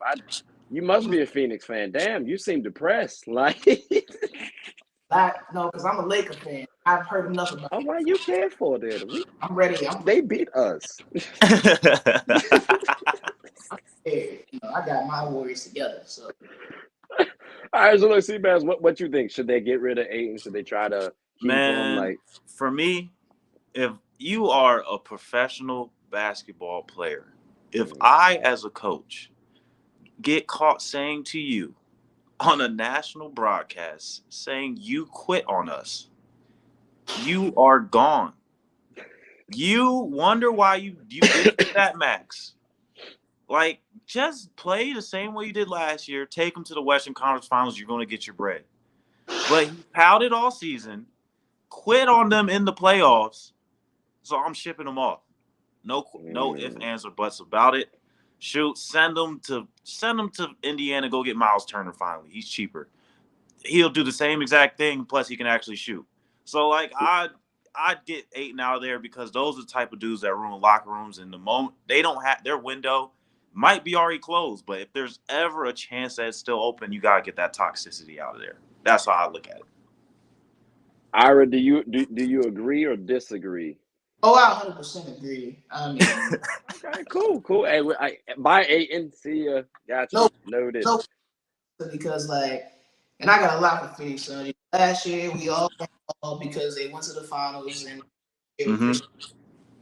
this team, people were saying, "Oh, they don't need Chris Paul. They can go without Chris." As we all saw, the absolute worst version we've ever seen on his entire. Looked lost out there. They didn't know what to do. They were. Luka had them boys. They locked up Chris Paul, Devin Booker, 3-5. Ain't guarding nosebleeds. 45 on him. Man, everybody was taking the run of the defensive player of the year. So like, it look bad. Aiden, when the report came out, when he walked in the locker room, why did you pay this bum? That was his word. That's what the report. I don't know. Wow, I didn't know that one. He said why? He said why did you pay this bum? Because he got benched in the second half of the Mavs game because apparently because of that. Because when Monty was asked about that specific question, he said, "I decline to comment. It's internal issues." So when you lead to that, I'm not a man of speculation, but get that toxic out of there, man. That's what was said. Then that's why he got to go, because like I don't think DeAndre understands the setup of his situation. First off, DeAndre Ayton was already in trade talks for Chris Paul, but to the Thunder before Chris Paul went to the, because after this it was like 2 years with Ayton, obviously a prospect, he'll find himself, he'll become more of a performer in the playoffs for years to come. But they were seeing Ayton already, and that's why Ayton didn't get extended 2 years ago, because he's been looking for the trade. That's why Ayton extended last year, because they have not seen anything out of him as a GM. You can correct me if I'm wrong. As a player, that has shown me Ayton is like, oh yeah, this is what I need. He's not a max guy. He's not. He's not the super max guy now, but he needs to get money though, because he reminds you of a David Robinson, maybe like a 2 shades below, maybe. But like David I Robinson question was your no love slouch. for the game. You're not worth it. I'm taking I can't give nobody no money off that. At least Wiggs is showing, like, you know, that's how we thought of Wiggs, right? And then he goes to Golden State in a good culture. He finally looks like he loves it, and like exactly. I don't know. It's always and I heard this about him in college. You heard this about him in high school. Remember, he got in that big old scandal about getting paid to go to Arizona like $100K. Like it sounds like he's doing this for the bread, for the money. He don't love it, and people who do it for the bread and don't love it, they can ruin your locker room. Definitely. Yeah. And like I'm taking a Jimmy Butler approach, because like you can't play a player if you didn't deserve it. And you tell me like what's on the floor is why it's the reason why Chris Paul got DeAndre Ayton didn't. DeAndre Ayton is only valuable in pick and roll. If he's not in the pick and roll, there's nothing else he provides. His post up game. He got a decent little face up game. You're not like hey. It came a little way. I ain't say my man was Tim Duncan out here with it, but like it's all right at his age right now. I ain't going. He can get me. Boy, a monster on the glass. I'll give him that. Against the White monster on the glass, and he can move his feet. Against the White House. Congratulations. That's light word. What else can you put against? Jonas Valanciunas give him in a playoff. Jonas Valanciunas. Jonas is tough, bro. Like I say, Jonas could give a lot of dudes money though. He did shoot like 50 from 3 this year or something crazy like that. Yeah, he's tough. People sleep on him and Vucevic, bro. Like people sleep. Them two are good. Dude. Those are good centers, man. And like good centers, we just don't talk about them. Chris Paul was 14. I'm sorry, I'm gonna say. Yeah, Chris Paul. I agree with that point. Chris Paul definitely made Ayton look good. Yeah, definitely. Like flawless performance, no turnovers on top of that, and a double-double. When you find someone that can replicate that performance, they ain't come at Chris. Otherwise, Chris Paul center needs to stop. DeAndre Ayton is not there to get paid. Expand on him because he still can't. This was something people were praising him about when he came out of Arizona. Yes, this man had a 3-point shot yet. So like, I would like to see that 3. Work ethic is not there. He's not buying in. That's big. I just don't want the Suns to keep pushing this Ayton thing because they drafted him over like Luka and trained them. Like, accept your L. Exactly. Get out of Move there. on. Like, it's okay. You drafted the wrong dude. It happens. He won't a bust. It's just he won't try to play for you. It's not like you drafted somebody trash. That's exactly. Get it out the way. Exactly. He's not a like again. It's like Lonzo Ball for me in 2017. Just a guy that was drafted too high. He was drafted way too high, like way. Yeah, that's valid. That's fair. Yeah, that's fair. That's fair. All right. So then, Ira, let's hit you off with the Utah scenario. Whew. What do you think they should do? Because I've been said and have a whole video out. Trade them boys. And this was well before Quinn Snyder left. And I'm gonna be honest with you, even if Quinn stayed, Still by Donovan, by Rudy, like you gotta break it up. And it's wild because they've been in the playoffs since 2014. Like it's every been a year. successful duo. Like it's crazy. Ira, how are you gonna handle this Utah Jazz team? Utah. I'm not a huge. That center got to go because he's not providing any value to the team at all. And that center, you Voldemort him. You gonna Voldemort him? Can't even say his name, huh? Dang, Rudy. He can't even say his name. He said Capella's and not Rudy's. That's tough. The team in the NBA, and why I say that is they have no perimeter defenders. Like there is no. Can we stop being disrespectful to Royce O'Neal, please? Like, can we stop it? Because he's good. Like he's solid. He's straight. Like damn, He's a like, good role guy. Them trading away English killed him. But he was hurt anyways. Yeah, and getting older too. Mm-hmm. Let me tell you right now, Royce O'Neal. Who are you putting on him in the playoffs? Putting him guard Luka? I laugh. 45 a game. Royce O'Neal. Stop it. Luka averaging 23.2. So Kid Allen will get away. Rudy Gobert got to get traded. Bottom line, they have to it's either like Rudy Gobert is. It might be Donovan because Rudy Gobert has no trade value because he can't score. Like you saw it this year, my man cannot make a 2-foot layup. He was breaking layups, missing wide open dunks and 7-2, mind you. So there's not much. It's not much anything you can do with Rudy Gobert trade wise. And defensively, he gets dominated by every person in his position. He can block a shot, woohoo! But if Nikola Jokic on my plan, hey, who wants that? So the Jazz might be trash because I'm the one. Now, if Donovan goes, I would love to see him in Miami. You can't get him there. There's no trade piece. There's not. I went on NBA Draft Machine, like trying to make it work. I started at 12:30. I went to bed at 2:45, and I have yet to come up with a solid trade that works to send the Utah Jazz and Donovan Mitchell to the Miami Heat, where they actually can get something valuable. Like it don't work for them. It barely worked for the Knicks. Like you can try to make it work for the Mavs. Like it's frustrating though. Like, but would you if you're a team, would you try to go for them? Like maybe instead of like if I'm the Heat, I let go of Bam Adebayo, Tyler Hero, and I bring back them two instead. You don't blow up. I wouldn't. Blow up. And he just made that's a lot of teams making mistakes. They'll lose in the 7th. All right, throw the whole thing out. Let's start over from scratch. You try for Donovan Mitchell, dynamic of the team, but Donovan Mitchell to the Heat, it's just Tyler Hero, the only person you have to. That's the only thing. But then again, you have to.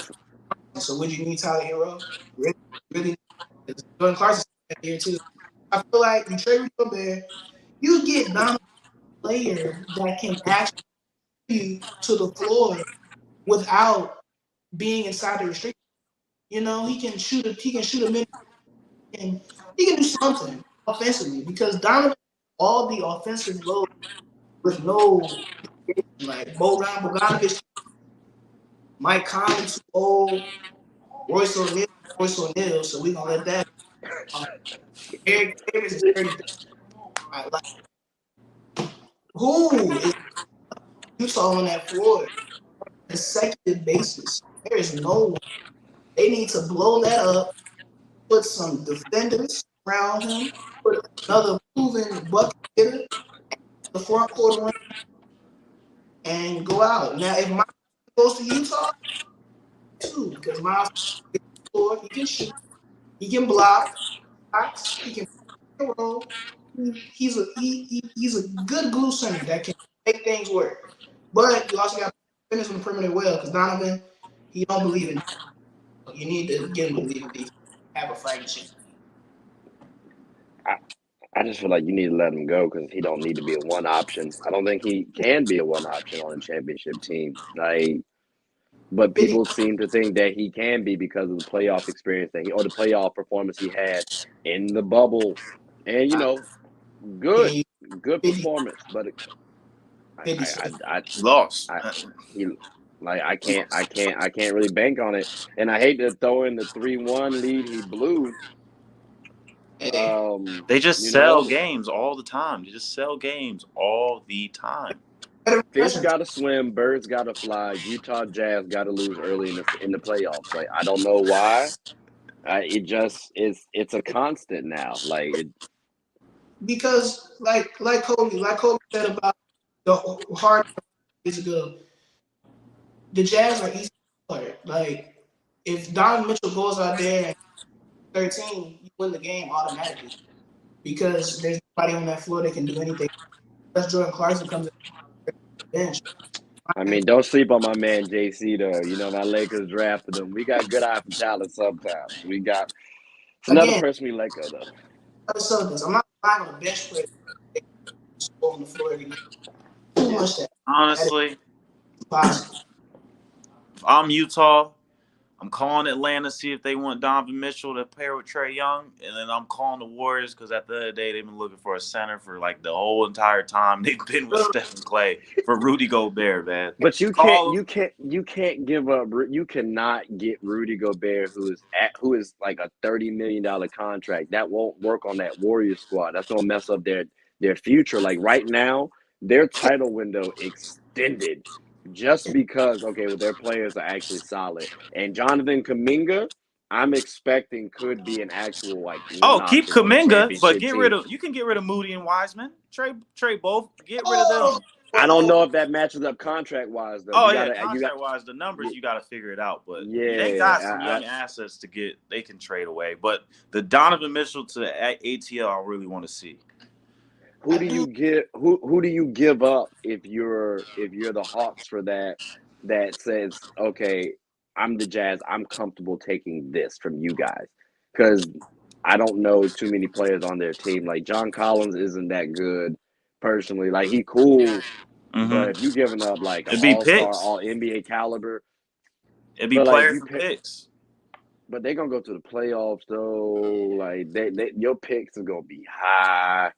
Like, and not in the way that you want them, like not high in the lottery. You can be like numbers wise, like maybe number 18, number 22, 21 type. Like that's tough. I mean, unless you're gonna trade him because he's not gonna. I just personally feel he's not gonna let himself go to a non-contender.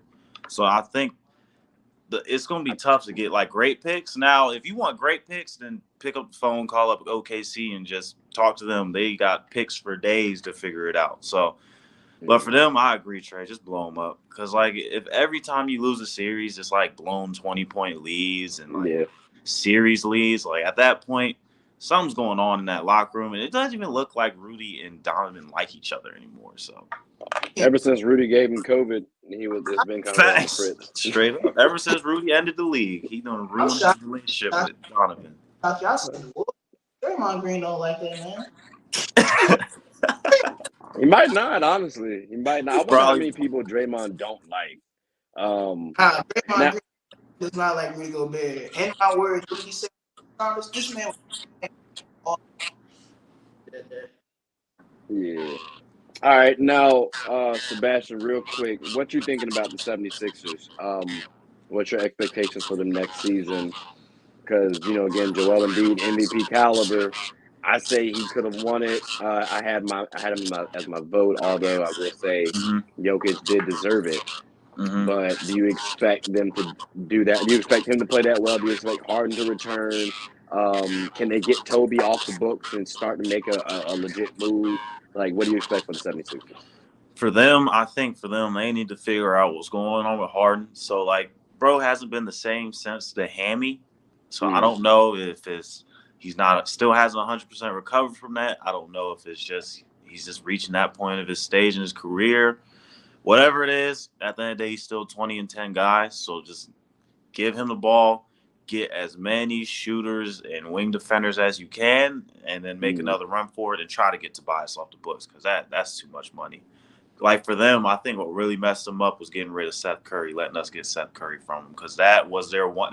He was doing the JJ role for him, like a lot of dribble handoffs, double down picks, stuff like that, and he's knocked down.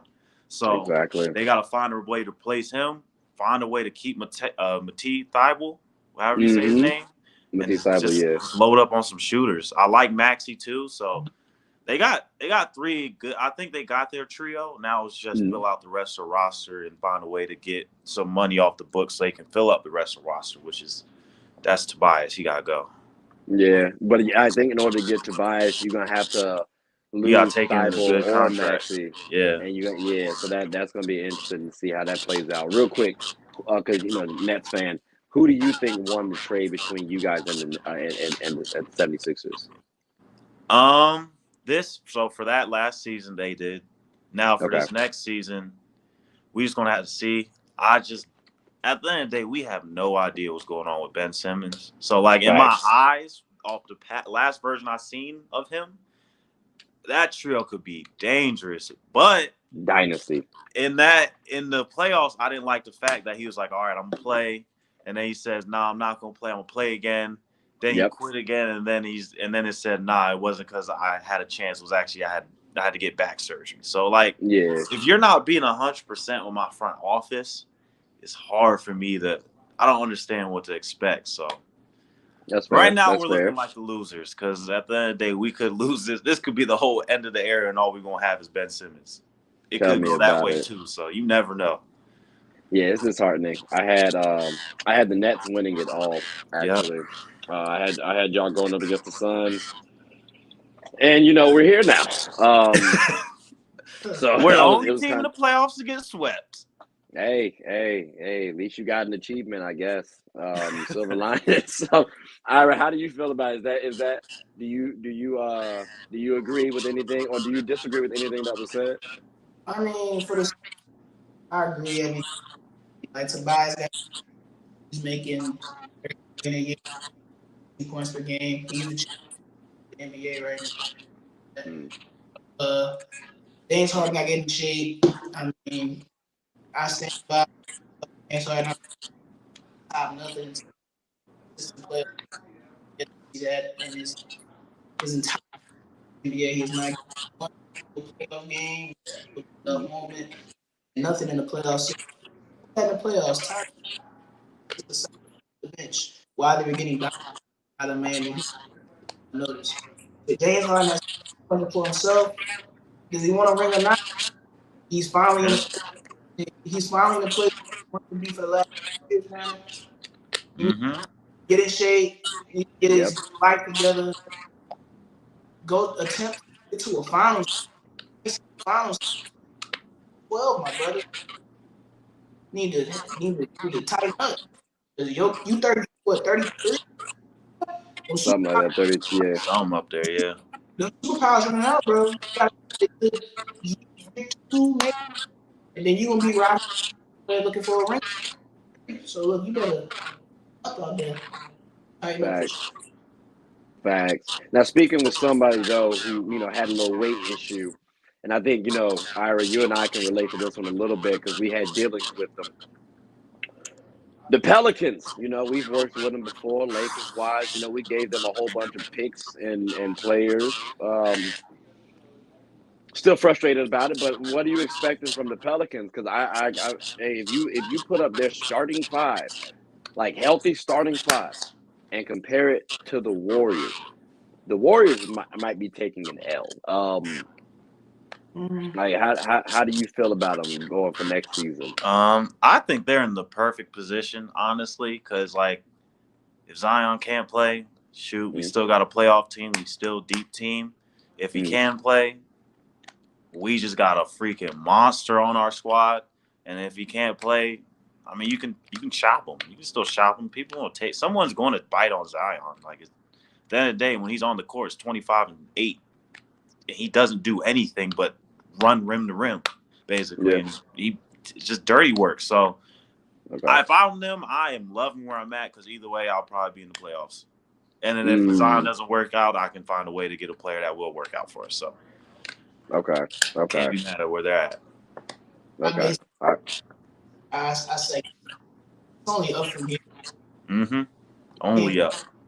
I mean, they just got the question is, they should get an actual point guard with. I mean, CJ can be a good point guard for you. It's try, but see, I don't in the NBA. I like Jose though.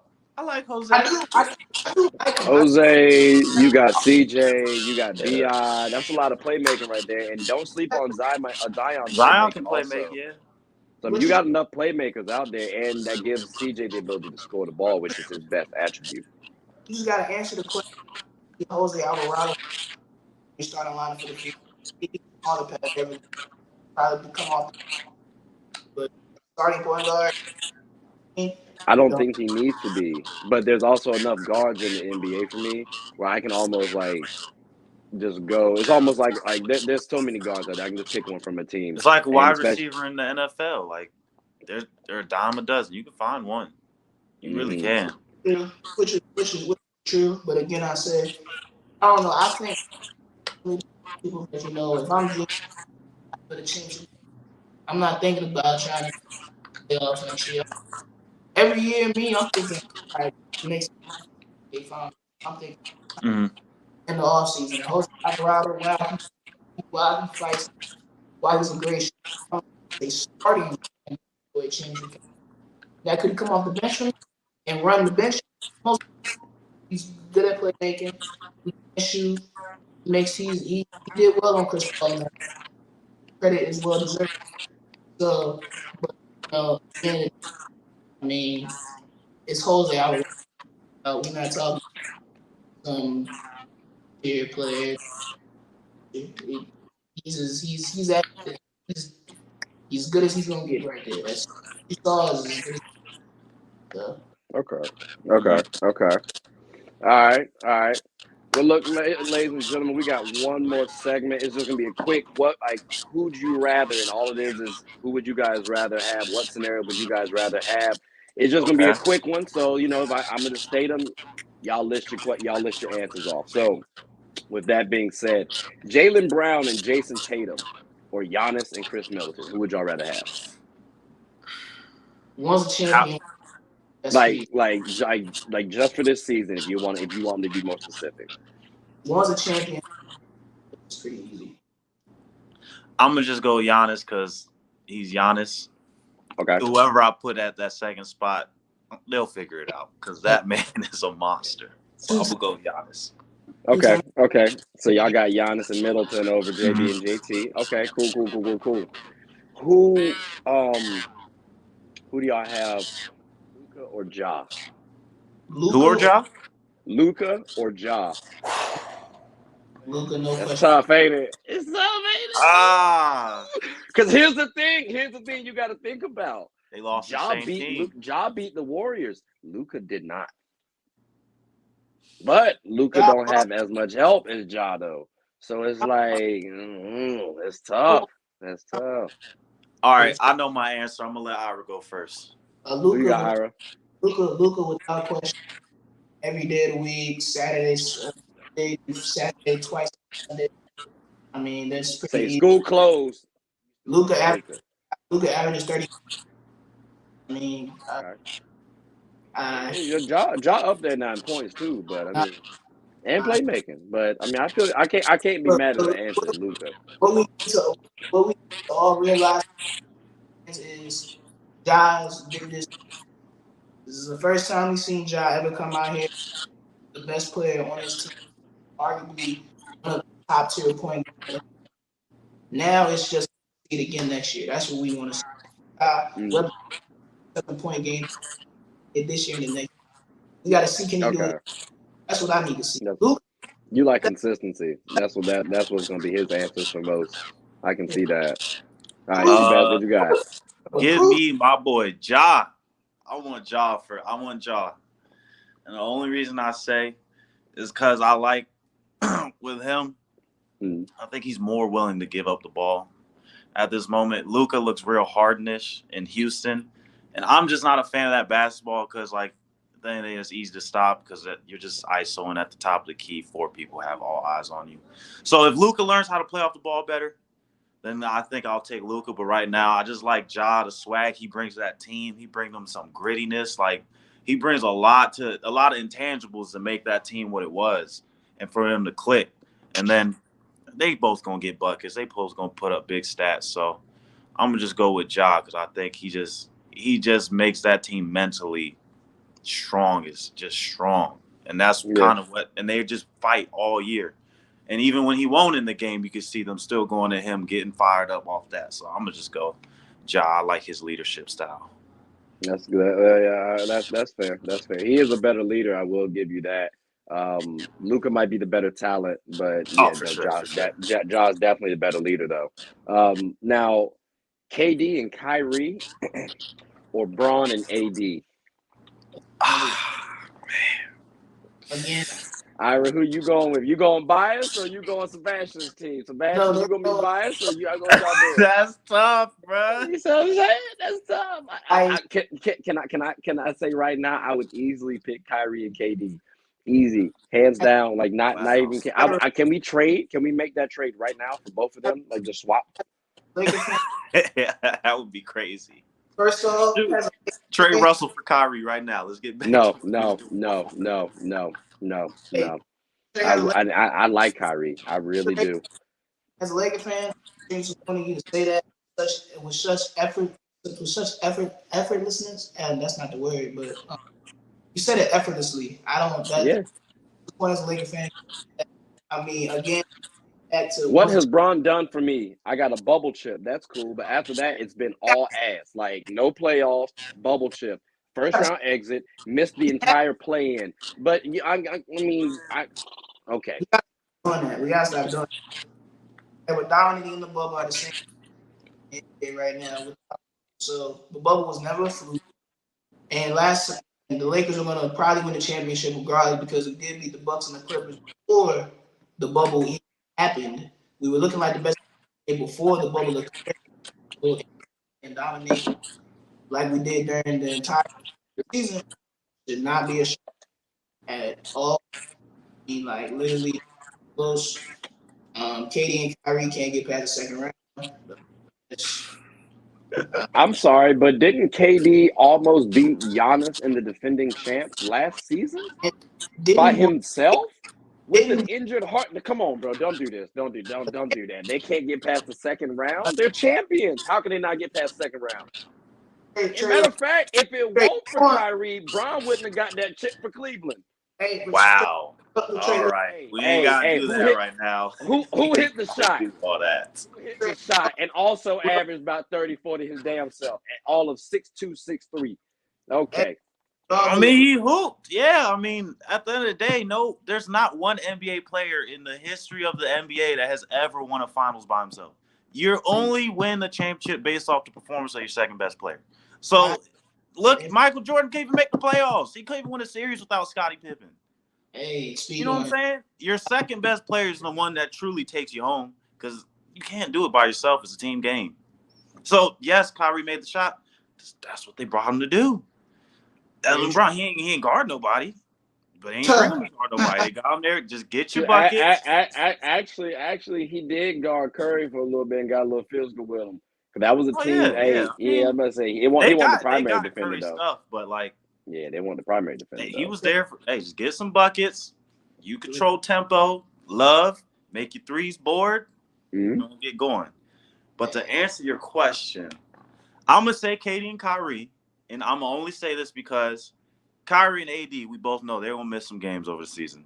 Ain't no way they're going to play like 55 to 60.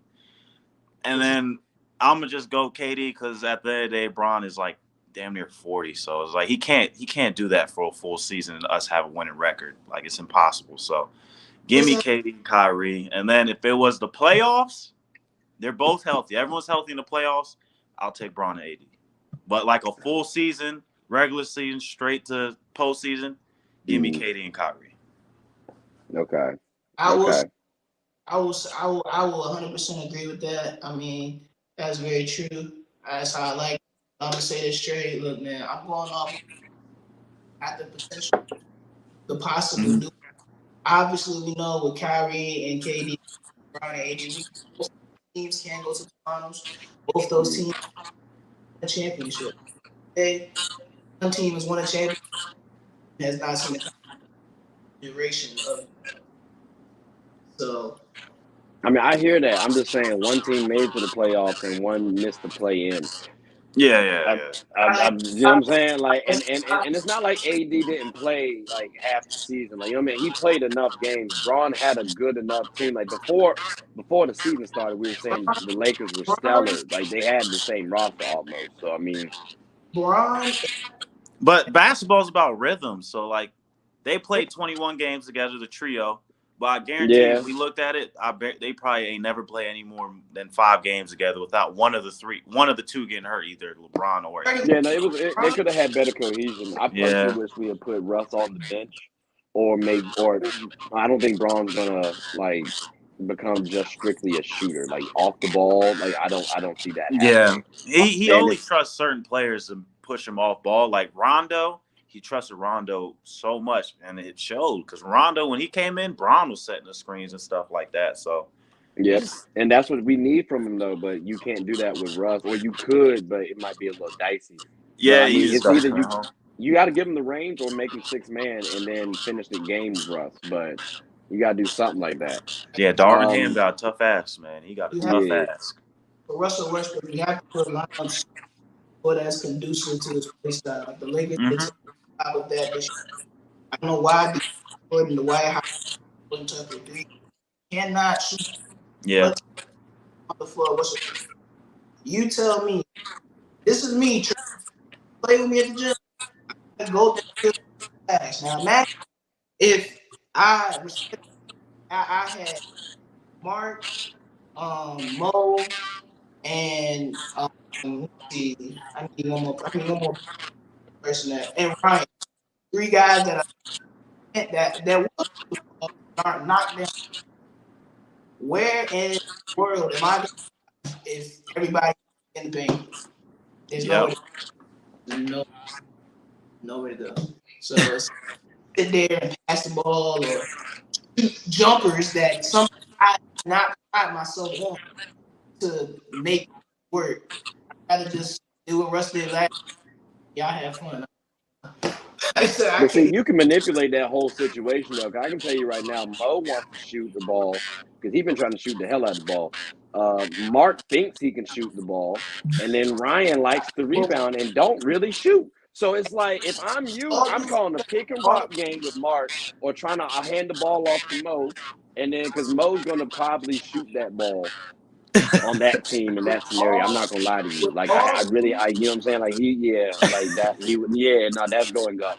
So it's like you better call a pick, or you better have Mark set you a pick and turn that into a pick and roll on pick and pop, because you got a big now on you. You're quicker than them more than likely, unless it's someone like me who's like, all right, I can stay in front of you, so it's going to be a little challenging now. But now I'm not on Mark, so you don't have a good rebounder on Mark. So now if I'm you, I'm throwing that thing up, letting it fly, let him cut, and let him just go back down to the basket. Like you can always manipulate the situation, like given your personnel. And I ain't even talk about Ryan, because again, when you letting that thing up, I know for a fact Ryan is hustling his ass off to the backboard, trying to get the rebound. So it's like you just gotta know your personnel. You can drive, you can do whatever you want with that unit that you just listed off, and y'all can actually win some games.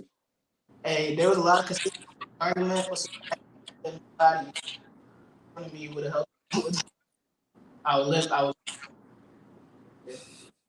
He knows this. He knows this. All right. So look, we're gonna do I wanted to say, okay. Let's try this one. Who's gonna redeem themselves more next year, Braun or KD? What does Braun have to average 30? Brand needs to be got swept My up. boy, stop it. We didn't make the play in. Like, stop. Don't. right. There's some redemption that has to be done on the Lakers side. Like, what? Even he said he not gonna miss the playoffs again. Come on now, you starting to sound like a non-LA fan. 30. We're not talking 21. No, 30. He led the league in scoring when his team was absolute garbage. He had 2 50-point games when his team. Kevin Durant went out there and got swept with no. I mean, but can we talk about KD first beating and manhandling the Cavs? Game was close, but still, I ain't think the Cavs were going to win. And then that secured them in that playoff spot. Notice how I can't say, well, the Lakers lost to a hungry Wolves team or no, we didn't get a chance to play the Spurs, like the 10th seed. We couldn't be a 10th seed. Like, you mean tell me LeBron James plays enough games to become an all NBA player? He's leading the league in scoring, but we can't make the play in. And you say he haven't got nothing to redeem? 36, 37, that's cool. Commendable. Like, I'm happy he put up those stats. What do we do with them? Nothing. Didn't mean shit. Ass. Sorry. Terrible year. 30, I wouldn't say terrible because he put up 30, but 30 games. 30. The Lakers 30 points a game, right? There is nothing you can do when your team is hurt and the roster surrounding the team is awful. You know who we had behind? Tell you what. List me any person. List me the players that we had at the end who weren't there at the beginning. List me a player. We had Melo. We had THT. Melo. Like who? Melo averages. All right.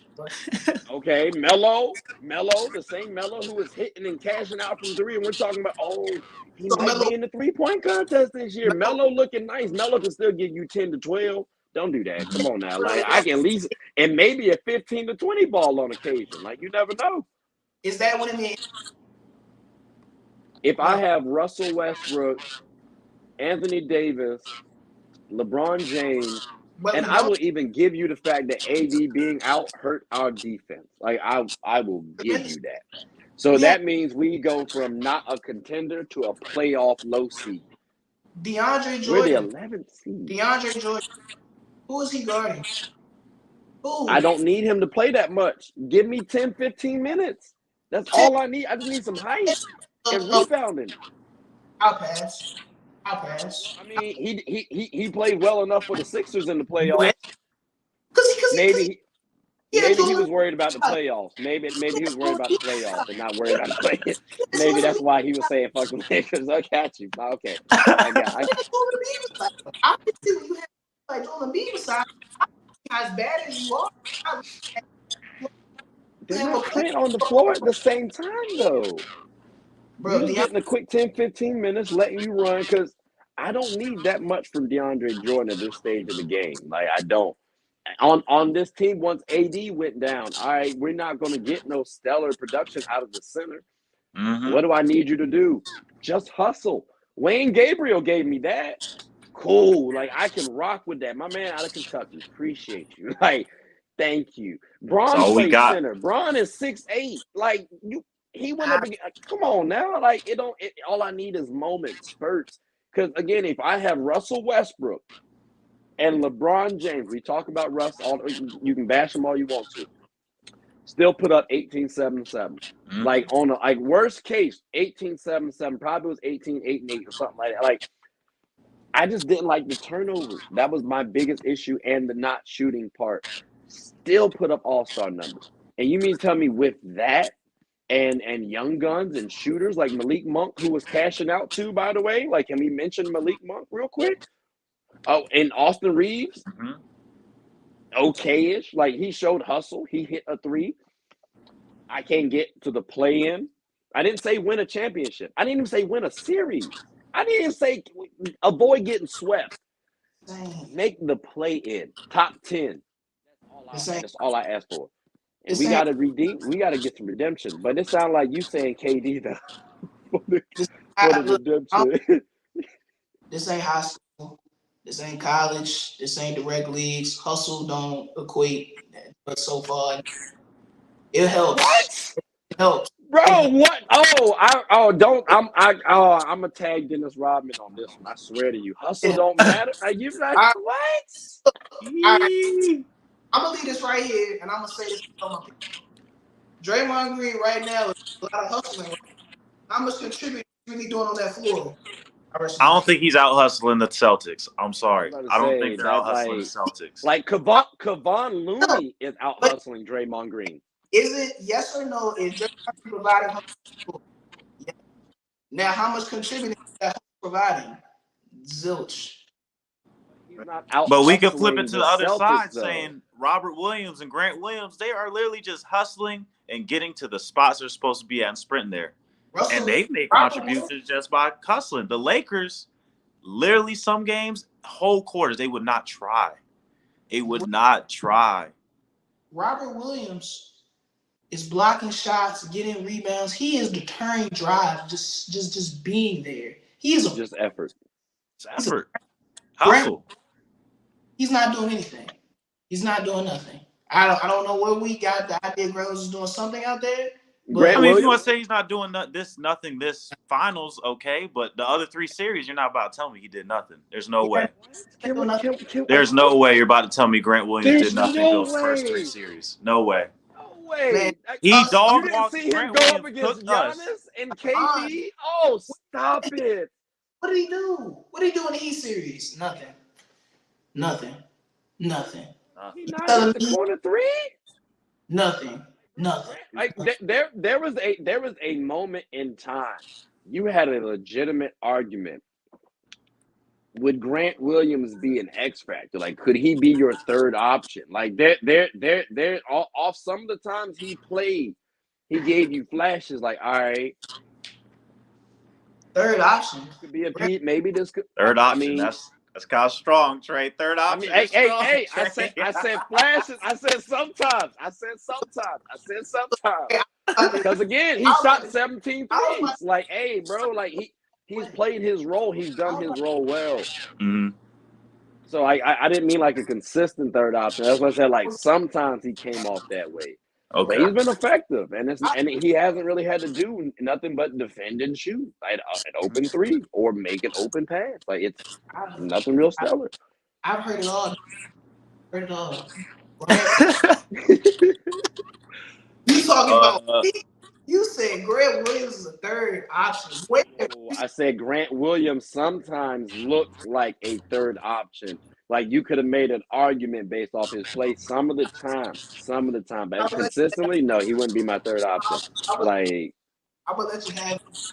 You can tag me in the live. You can say hustle. It don't matter.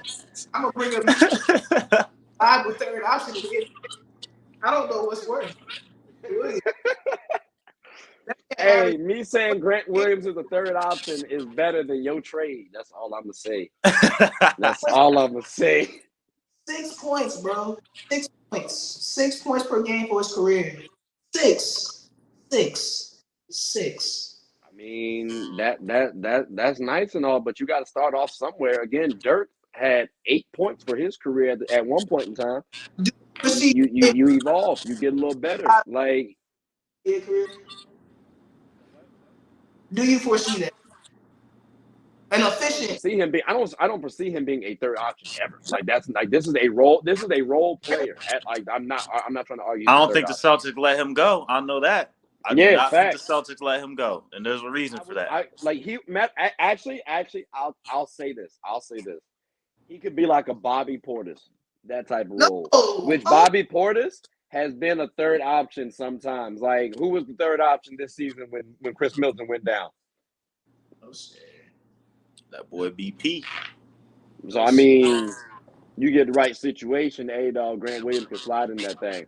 Or Derek White. This is nasty. Derek White just last season was ass and shooting. Ira got me weak. work. This is nasty work right here. Grant Williams, Derek White as third options. I don't even think NBA would agree with you with these statements you're making right now. Bro, you're acting like Derek White has been trash. 7 Like, tell me who's been. Man, what do you think? They both did with a 17 all of a sudden? No. They need like Bobby. You're going. If you're going off of his career, they're not third options at all. But like an in the moment type situation, like just basing them off these performances in these playoffs. Like Derek White last series, I wouldn't have said playing like a third option at all. Mm-hmm. This series though, he's hooping. You can make that argument. That's not out of the realm of possibility. Are absolutely correct. But you using Bobby Portis, when he was in Chicago, he was averaging 15 to 20 points a game in Chicago. Grant Williams? I mean, somebody's going to score on a bad team.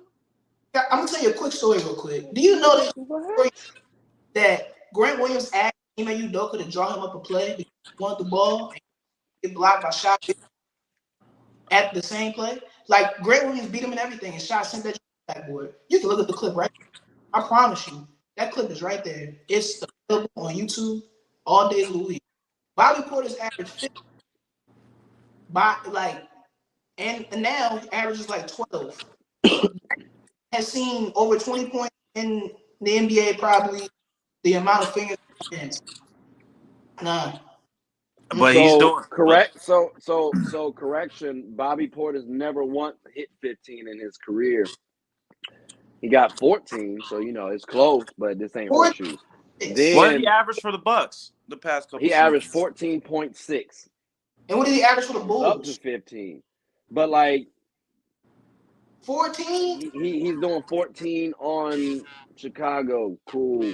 Like that's what did he do for the Bucks? What do you average for the Bucks, Trey?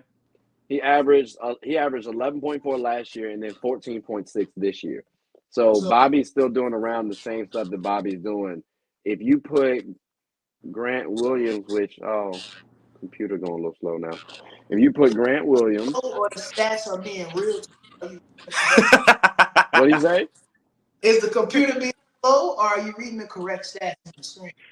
I just read the correct stats. Like now, Grant Williams, 3 seasons so far, 7.8 points in his last season, and 3 and 4 before that. So I'm not trying to make the argument that Grant Williams, based on his career, is a third option.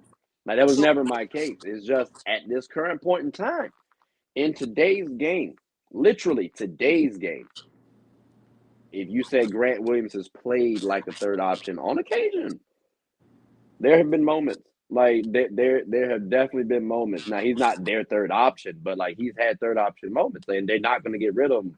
Just like Sebastian said, like he's too pivotal on that role on that team. Like you can't get rid of that man. If a trade for the Celtics, they don't need a point guard, but let's say hypothetically that's what everybody was saying. If a trade came for Donovan Mitchell right now, I bet you Grant Williams would be the first few players in that. The first of.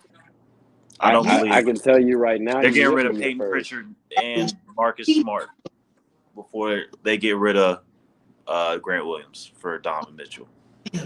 Honestly, I think Marcus is the one that's gonna go. Mm-hmm. They're gonna hope that Peyton Pritchard can show a little defensive tenacity. like Grant Williams, you always need dirty players on your team. And I'm not calling him a dirty player. I'm saying like the dirty down and out guys, like the guy who's just gonna do everything for you. Like he's played the 3, 4, and the 5 for him all in this playoffs. Like it. All right, I'll put it like this, Ira. In his role with the Celtics, he's extremely, extremely good and valuable. Now, will every team figure out how to use him like this? Absolutely not. So I'll put it like that. All I needed. Right that's facts. So what was it?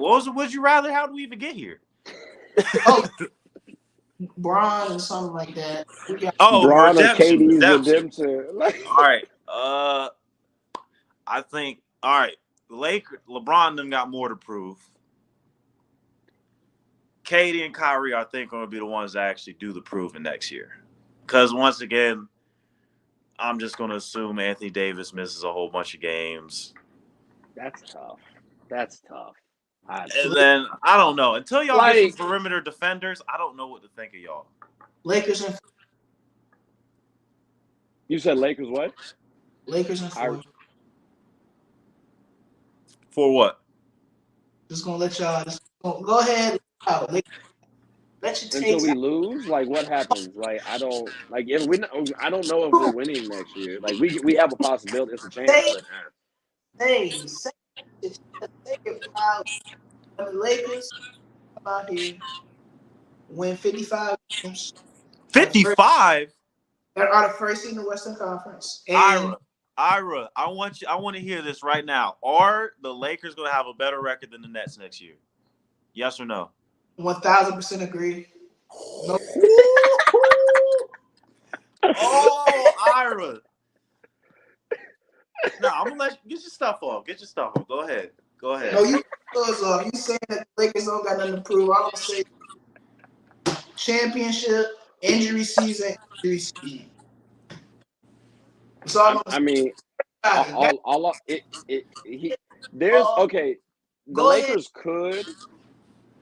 It just hinges on if Ben Simmons comes back. That's all I want to say. Go ahead, Ira. Floor's yours. Fair enough. That's all I got. That's all I gotta say is say what you want to say, but we still be favorite team in a 7-game series. I mean, I think it's possible. It's just I need to see a few things different. Y'all gotta get to the playoffs first. That's the problem. Can we I will crawl give before you we that. walk? Y'all are built for the playoffs, but you got to get there at the end of the day. And y'all gotta win a playoff. You have to win one. What do you mean? Who out of our two teams they gotta play and win. They at least got to play and win. We ain't got that. Like, hey Trey, let me ask Ira this: who's the one that got the latest playoff series win? Because y'all went away in the first round last year. We got past the first round that last year. Y'all ain't make the play-in. We made the playoffs. So we both progressing. We just a step behind. Y'all, that's all it is. Y'all are supposed to be in the lottery. I guess we really are, and we can't get a we pick. just asking for Ben Simmons to come back so we can advance. There's levels. I guess AD being honest matter at all in the series. I mean, yeah, it matters, but hey, at the end of the day, Kyrie ain't play half our games, and Harden had a bad hammy in a lot of games. And he quit on us, and we still made the playoffs. And one seed we got back, that. couldn't even play. One seed for the longest. That's what the dude we got back for Harden couldn't even play in that same year, and we still made the playoffs. Hey, say what you will. But we'll see. We'll see. We'll check back. Because do we have a side bet going on? Is there a bet going on that we need to have happen? Is there? I feel like there needs to be a bet, but we'll figure that out before the season starts. Okay. That sounds like good. We got one of the books then. Last one. Anthony Edwards or LaMelo Ball? Anthony Edwards. Who went? Wait. Who gets their first playoff win? Anthony Edwards. First, all right. You seem pretty confident about that one. Why do you say Anthony Edwards? Because he was there already? He had 35 in the playoff. I mean, that's cool and all, but like Jordan had 63 and lost. So I mean, it don't really matter. Like it matters about your team too. So the situation here. See, Anthony Edwards, he came in, they won. Well, we know when the Mellow lost by 4. That's all I gotta say. All right, so I'll put it like this: playoff win is probably going to be Anthony Edwards, but I will say, let's not forget he has a walking 25-10 with him with Karl-Anthony Towns. We may have some weird opinions about him, but at the end of the day, that's 20-10, and he has D'Angelo Russell as well, who are both better than anyone on the Hornets. Like clearly better. I think Anthony Edwards will get a playoff win first. Now to build a franchise around. Mm-hmm. That's tough. I don't know. Let me change the question up a little bit there. Who would you rather build your team around to win a playoff series? That's tough, man. Because for me, they're so 50-50 for me. I'm gonna go LaMelo, man. I've been a LaMelo guy. I might as well stick with my guy. And I'm gonna Okay, go LaMelo. okay. and I'll say this: Anthony Edwards gives me the vibe like he's here, like he's gonna be challenging Jaylen Brown and company for that top like 2 guard spot in like 2 seasons. Yeah, he's my pick for the best 2 guard in the league in the next 5-10 years. Like that, Yeah, he's solidified my pick for that. yeah, like he's about to be a problem. And with LaMelo Ball, there's so many other players out there. I feel like he's a good talent.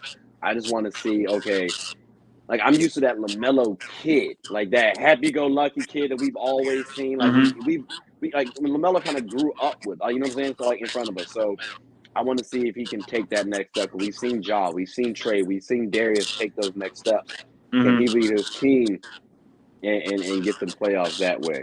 But I'm kind of with Sebastian on this one. It's 50-50 for me. I'm not. I There's can't. no I wrong can't answer, land. honestly. I can't land on one specifically, bro. Like I commend you for that because you were like Yeah. real direct with it. It was like, all right, cool, but like maybe you just go with your flaws too. Because again, you ran strong with that Kobe Magic Bird trade. So I guess that might have been the reason. I'm gonna say this now. Hold my piece.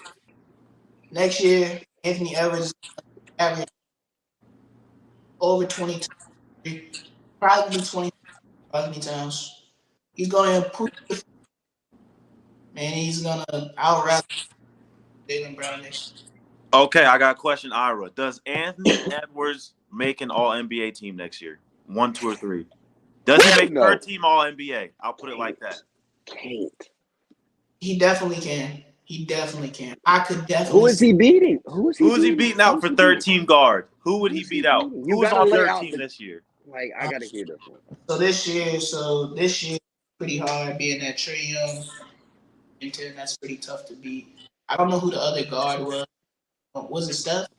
It was. You got Steph, Josh, Luka made one as a guard, right? Luka made it. And then D-Book. I forgot. I don't know who the third team guards are. I can't remember. It was Trey and come on. Why am I? Was it Zachy? Did Zach make it?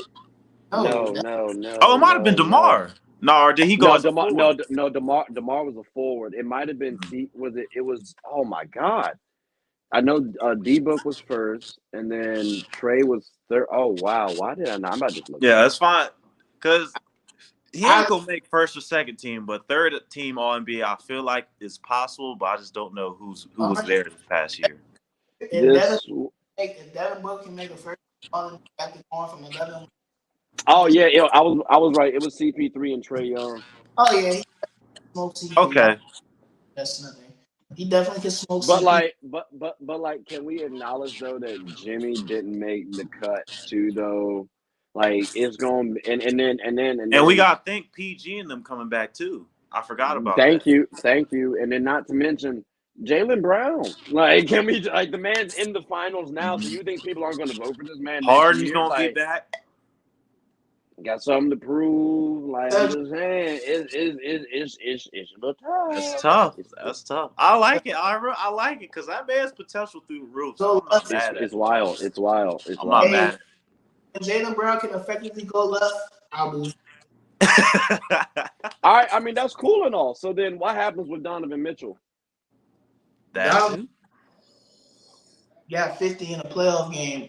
In the bubble and out the bubble. No, but I'm saying like Donovan Mitchell is he on the first? Nope. Is he on the second? Nope. Is he on the third? Nope. So it's like, is he going to usurp Anthony Edwards? Is Anthony Edwards going to usurp him? It depends on what the Jazz do. Like a lot, like you give Paul George, but Donovan Mitchell, that's strictly team is performed around him. A hard question. We got to see what the Jazz add, or well, actually, they have a lot of erasing to do. So they need to move and erase a lot they got now for Donovan to even think about all. Mm-hmm. That's fair. The Jazz might not make the playoffs because they know how to go. I don't know if that really affects your all-team NBA selection because Bron's ass is up here. And last time I checked, we did not hit the play-in again. And he So only played like 55 games too. yeah, 56. I'll Yeah. give him the 56. Yeah, because like Usually you you got to know, play more to get that too. Yeah, well, so I actually think you need to play 70% of the season, which like It's like Jimmy 55 or Butler's. something like. Yeah, it's like out of I think it's you got 57 I games that would equal 70 if you round up. It's like Oh, okay. 69.8%. And so like technically Braun missed it by one game, but like Jimmy and people like that, Ja even like they hit 57. So like I'm saying I would want you to hit 70% because you know a 70 is a C and C's get degrees. So that's what it is. So that's what my threshold was. Brown averaged But no questions. He averaged 30. 30. I hear you in 56 games. 30 is 30. I very, very fair. Very fair. Like I doubt 24. I doubt 24. I doubt 26 games would have changed it. What, 20? him playing more games would have changed it. It still would have been 30. Whew. I don't know about that. He might have dropped to like 28 or something. Like I 30 ball all the time. Maybe because you don't have AD no more. He came You can just jack up a lot. off But an about 30. He sprained his ankle and he still got 30. Fair enough. so like He got 30 at 36 while being injured. answer me this real quick. Were you a Laker fan before Braun got there, or like did you join when he came? Robert Sacre. I'll leave it right there. Okay, cool. I just wanted to ask. So like, why are you so gung ho about Braun? Like, that's what I'm just trying to figure out. Cause I'm a Kobe fan. I ain't really big on Braun like that. So Robert you know, the natural. That's how it naturally is, for real. yeah. Xavier Henry. Yeah. No. You was cool with me when you said Robert Sacre. Like, we ain't got no problems. I was just asking. But like, why are you so gung ho about Braun? But like, you supposed to be on Team Kobe. So like, I feel like Braun personally is not for the Lakers. Like, I feel like Braun is a businessman. He's trying to make business decisions. That's cool. It's just not the best for our team. It's just that, like, Braun. He did what? But Yeah, like, what does that mean though? Because again, we did not get to the play in. So like, you keep saying he got 30. That's bullshit to me, bro. Like, I don't care. Like, I really don't care. He got 30. That's cute. That's really cute. That's selfish as hell too, though. And like, you know what? At least when Kobe got me 25, 30, we was in the playoffs, or we knew we had the team to miss the playoffs. Like, we were pegged. This was pegged as a championship year or bust. And we not only did we not get to the championship, we couldn't even make it to the playoffs, bro. Like, we couldn't make it to the playoffs. That's 1 through 8. As a 1 Laker through fan, 10. As a Laker fan, I have short-term memory. I forgot about that. That's a daggone lie right there. Because I still remember the years when Kobe retired and we were struggling. I liked them because it was entertaining. Cool. But right now, like, we don't have no short-term memory. I still to this day remember when Detroit beat our ass. Like, that's no short-term memory. That's 04, my boy. Like, that's a throwback. Like, no sir, I don't. Yes, I remember. We don't forget. Yes, I remember them. 08, we lost by 39. Nope. I remember all of that. I remember that vividly well. I remember. But How do you say short-term memory? Whatever happened between October of 2021 to 2022, I'm not thinking. All I'm thinking You about. better than me. You better than me. I can't do that. I'm thinking about the middle of October in 2022, and then henceforth. Oh, and wait, hold Yeah. up. From July 1st to whenever is when that's when my season begins. July 1st, I'm back in Lakers on. I'm back in. I gotta see who we signing. I gotta see what moves we make to make this Russell Westbrook and this Russell Westbrook, Brown and AD 10. I got to see what we gonna do. Cause I know we not gonna run it back. Cause had enough. Even though she's not the greatest basketball mind, says she's had enough. So if Jeanie Buss, a woman that don't even play basketball, says we had enough, I expect a lot of things changed. So when the Lakers get here, I'll be focused on the Lakers. But right now, I'm gonna enjoy the playoffs like I'm doing. This has been a stress-free season. I love this time of the year. You know, everybody sweating like, oh my God, losing all this extra stuff. Here I am just watching the games. Oh, basketball. It feels good to watch basketball. That's what I'm doing. This dude, Ira, man. Right. Hey, dog, you I like appreciate the Lakers mindset because fan. that's been me as a Nets fan up until ever since Jason Kidd left. So I get it, That's fair. That's fair. Yeah, y'all went through a little rough patch too. bro. Devin Harris was really our best player at one point, and I can't get over that. He wasn't that bad though. He was like an all-star at one point in time, wasn't he? He cooked. His highlight play for us was that 3-quarter heave. That was the highlight of my season for like 5 seasons. Remember watching Ramon Sessions play. Dark times. It's really hard times though, because I know as a Laker fan, and mind you, Sebastian, when I say this, I don't mean any disrespect by it, right? It's complete. I really mean it as like a compliment, really. I got more faith in Sebastian's high school team winning day realm, and I haven't even seen nobody play than my Lakers right now, bro. Like I can't.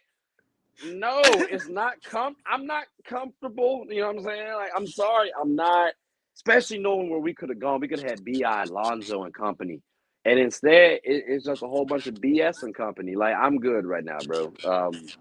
But I do know that when I have another Lakers and Nets segment, I know some folks that I'm going to bring on to the show because we definitely got to have the bet going on between y'all two. You gonna so arrange I got to that? see where that's going. Yeah, we got to see You that arrange happen. that. Ira, you a wild boy, but I appreciate you though. Seabass, always appreciate you showing on the show, coming up on the show. Sir. Definitely got to have your team on at some point in time, just to see what y'all working with out there because I ain't really been out to Phoenix, bro. So I gotta see how y'all doing out there. Yeah, for sure. We got some clips on YouTube, so if you want to watch the game, they're up there. I'll let you know. I'll send you a link. Yeah, definitely do that. And I was saying too, like if they if y'all have someone who like streams the game for you, I can put it on like StreamYard so that way they can you can send out the link to somebody and they can go, their family members and stuff like that can go view it if they want to. If y'all don't have that already, they put it all. They basically put it all on this one YouTube page. Oh, you good then? Yes, yeah, y'all good. The thing is, they're a little out of order, but I mean, you get the concept. You'll get it. You'll understand what we're working with. Yeah, I'm about to say I don't care what order y'all played. I'm just trying to see the result. Trying to see people get a bucket out there. Hey. Yes, sir. But yeah, gentlemen, I really do appreciate this. Appreciate y'all. I'm sorry we went over the time frame that I said. Drastically went over it. Damn, I owe y'all a drink. My fault. We good, man. Appreciate you having me, man. No, it's all good. I was off anyway, so yeah. That's real. But ladies and gentlemen, with that being said, we will close the show. So Seabass, Ira, do y'all have anything y'all want to say before we head out? Follow You Not Gonna Like It on Instagram, YGNLT_ on Twitter, and follow us on TikTok too. I got sports takes like you just saw today, and obviously I do pop culture as well. So pop culture being politics, culture, Twitter conversations, everything you can think of under the sun. I got it. So tune into that. Just this episode, go check it out. Season 3 is in full effect, and always stay tuned. All I got is Saints 2023 Super Bowl champions, Nets 2023 NBA champions, Kentucky March Madness champions. All right, get ready to see 3 fingers on this hand, baby. 3 rings on these fingers, baby. That's all I'm gonna say is my Panthers got something to say about that. Panthers. Nah, you don't want to do no NFL. Yeah. Call me for the NFL talk. Let's Oh, talk. say less. Let's That's talk that's Kansas easy. State. That's Hey, easy. I ain't know you was a division rival. Hold on. Hey. I ain't know. Hey, dog. We about to get it in now. What? Oh. Ooh. show is called Get a Bucket Pod. With your NFL teams, I think you need to stick to basketball. Stick to basketball. Wow. I don't want to know your team, Ira. I don't even want to ask. Who's your team? Who's your team? Don't say Dallas. If you say Dallas, just hang up. Just hang up. Just end this trade. If you say Dallas. Yeah. End it right now. My team is right in the street getting ready to move to Woodbridge. That's all I gotta say. Oh, they the Deadskins. Okay. You're a I'm football sorry. team fan? They the Deadskins. Commanders. Commanders. Man, I don't like that Commanders mess. They say you can't say the red one, so I'm like the Deadskins. I guess that don't sound offensive. Well, Ira, I just want to let you know that when we went to Washington and beat y'all last year, I was there. You know what I'm saying? I was in Landover, Maryland. I'm not trying to go over I'm not trying to. I was so mad when they caught that Hail. I was at work, and when Jalen Willis threw that Hail Mary pass, I turned the game off. I was like, yeah, this is Yo, that pass was OP. I did not expect that. Hey, Ira. I didn't want to throw this in there too. But like y'all haven't really done nothing over the last, I don't know, 20 years. Like y'all haven't been to the Super Bowl. At least we went. We lost. I'll give you that. I'm an 8 mile it right quick. We lost. But at least we went. That's all I wanted to say. It's kind of like the Lakers didn't meet the play in, but the Nets made the playoff scenario. That's what this is like right now. It's okay though. It's okay. I know you won't understand. I know you won't get it. In our respective lifetimes, both our teams have did absolutely nothing. That's just the question. Hey, I'm glad you said both y'all teams. I'm so glad y'all said that. But to be fair though, my team went 15-1. So you can't say we ain't do nothing. Like we made 2 Super Bowls and we got cheated by the Patriots. Chill. Hey, Trey, chill, bro. Football team got some stuff. I mean, their highlight for like the past 20 years was Sean Taylor hitting the punter. We don't. Stop. Y'all about to be, aren't y'all in some mess right now with y'all books? Like y'all about to have a whole bunch of players fired. Like, ain't that y'all? Oh, Sebastian, how you cheat and still lose this badly? I turned 23 in September. 5 plus in my entire life. No. Dang. Hey man, it's never too late to switch football teams, dog. We won't judge you, bro. You're in a transition phase. They're transitioning from no name to the Commanders. You can change, bro. We won't judge. I won't. I'm not changing. He said jump ship aside. Hey, come on to the winning team, the black and gold, baby. I don't know about that one, but we need to put that. That's all I gotta say. Yeah, I did not know you were a division fan. I definitely bring y'all boys back up for the football. Oh, he is writing stuff down. He's making notes. Oh, Carson Wentz used to. I hope he dominated. I see. Hey, Carson Wentz also threw away the Colts' whole playoff hopes. Yeah, he do that with me. I'm gonna have to trade Carson Wentz immediately on Twitter. But hey, as long as he cooked the Eagles, he good. Yeah, that's real. As long as he cooked the Eagles, y'all good. As long as to a playoff appearance, you're good. I'm tired of watching. I wouldn't shoot that high now. Yeah, I'm about to say I don't know about that one, but I mean, anything's possible. It's possible. We can make the playoffs next year. That's possible. I don't think probable though. But Sam Darnold. Did you not just hear me say I don't think? Hey, hold on. Because Sam Darnold was looking better than Patrick Mahomes up until week 3, week 4. So let's not act like my man. Hey, y'all act like Sam Darnold want to dual threat quarterback out here. Stop it. Wow. Hey, nice.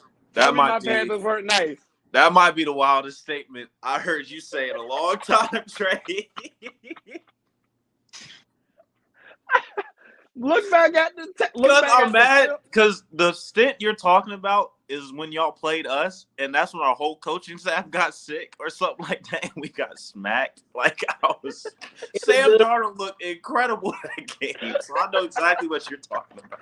Like for 3 games, I was like, I'm a We USC made it. Trojan fan. Yeah, I'm like, oh, we're good, we're back. Like he's here, perfect. It was good. And then it fell off the rails. But like, yeah, Ira, go ahead. It was good being a part of it. I appreciate it.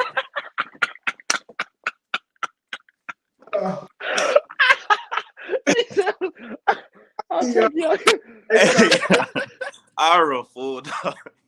I'm afraid to comment any further. I feel you, Ira. That was a crazy career. I said for that finite moment, for that sample size, for that sample moment, for the first 3 weeks, go watch it.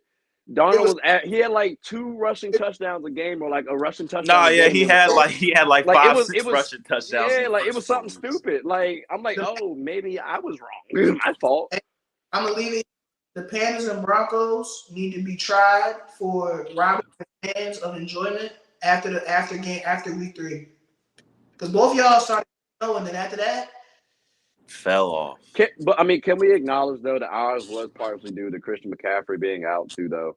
Because once he got injured, it was a wrap. That's like, offensively at the end of the day. You know what I'm saying? Like, which I don't understand, because DJ Moore is my dog. I love him. But he needs somebody to throw him the ball. No, that's facts though. Shoot, use him like Debo until then.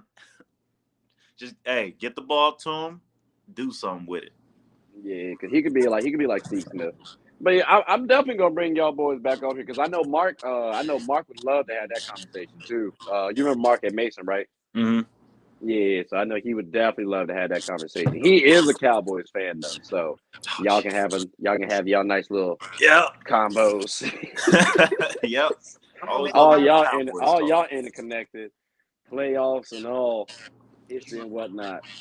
But look, ladies and gentlemen, that is all for this episode. Again, guys, thank y'all for coming on the show. If you guys like them, don't worry, they'll be back on the show. At least they got the invitation. I'm not gonna put words. We'll be back. We'll be back. There you go. Ira, he's contemplating right now. Don't let the Sam Darnold piece throw you off, bro. Come back onto the show. It's okay. You good. I said we'll be back. I must have just said. Okay, I'm not gonna lie to you. I could not hear, so I missed that. I must have missed that part. That's my fault.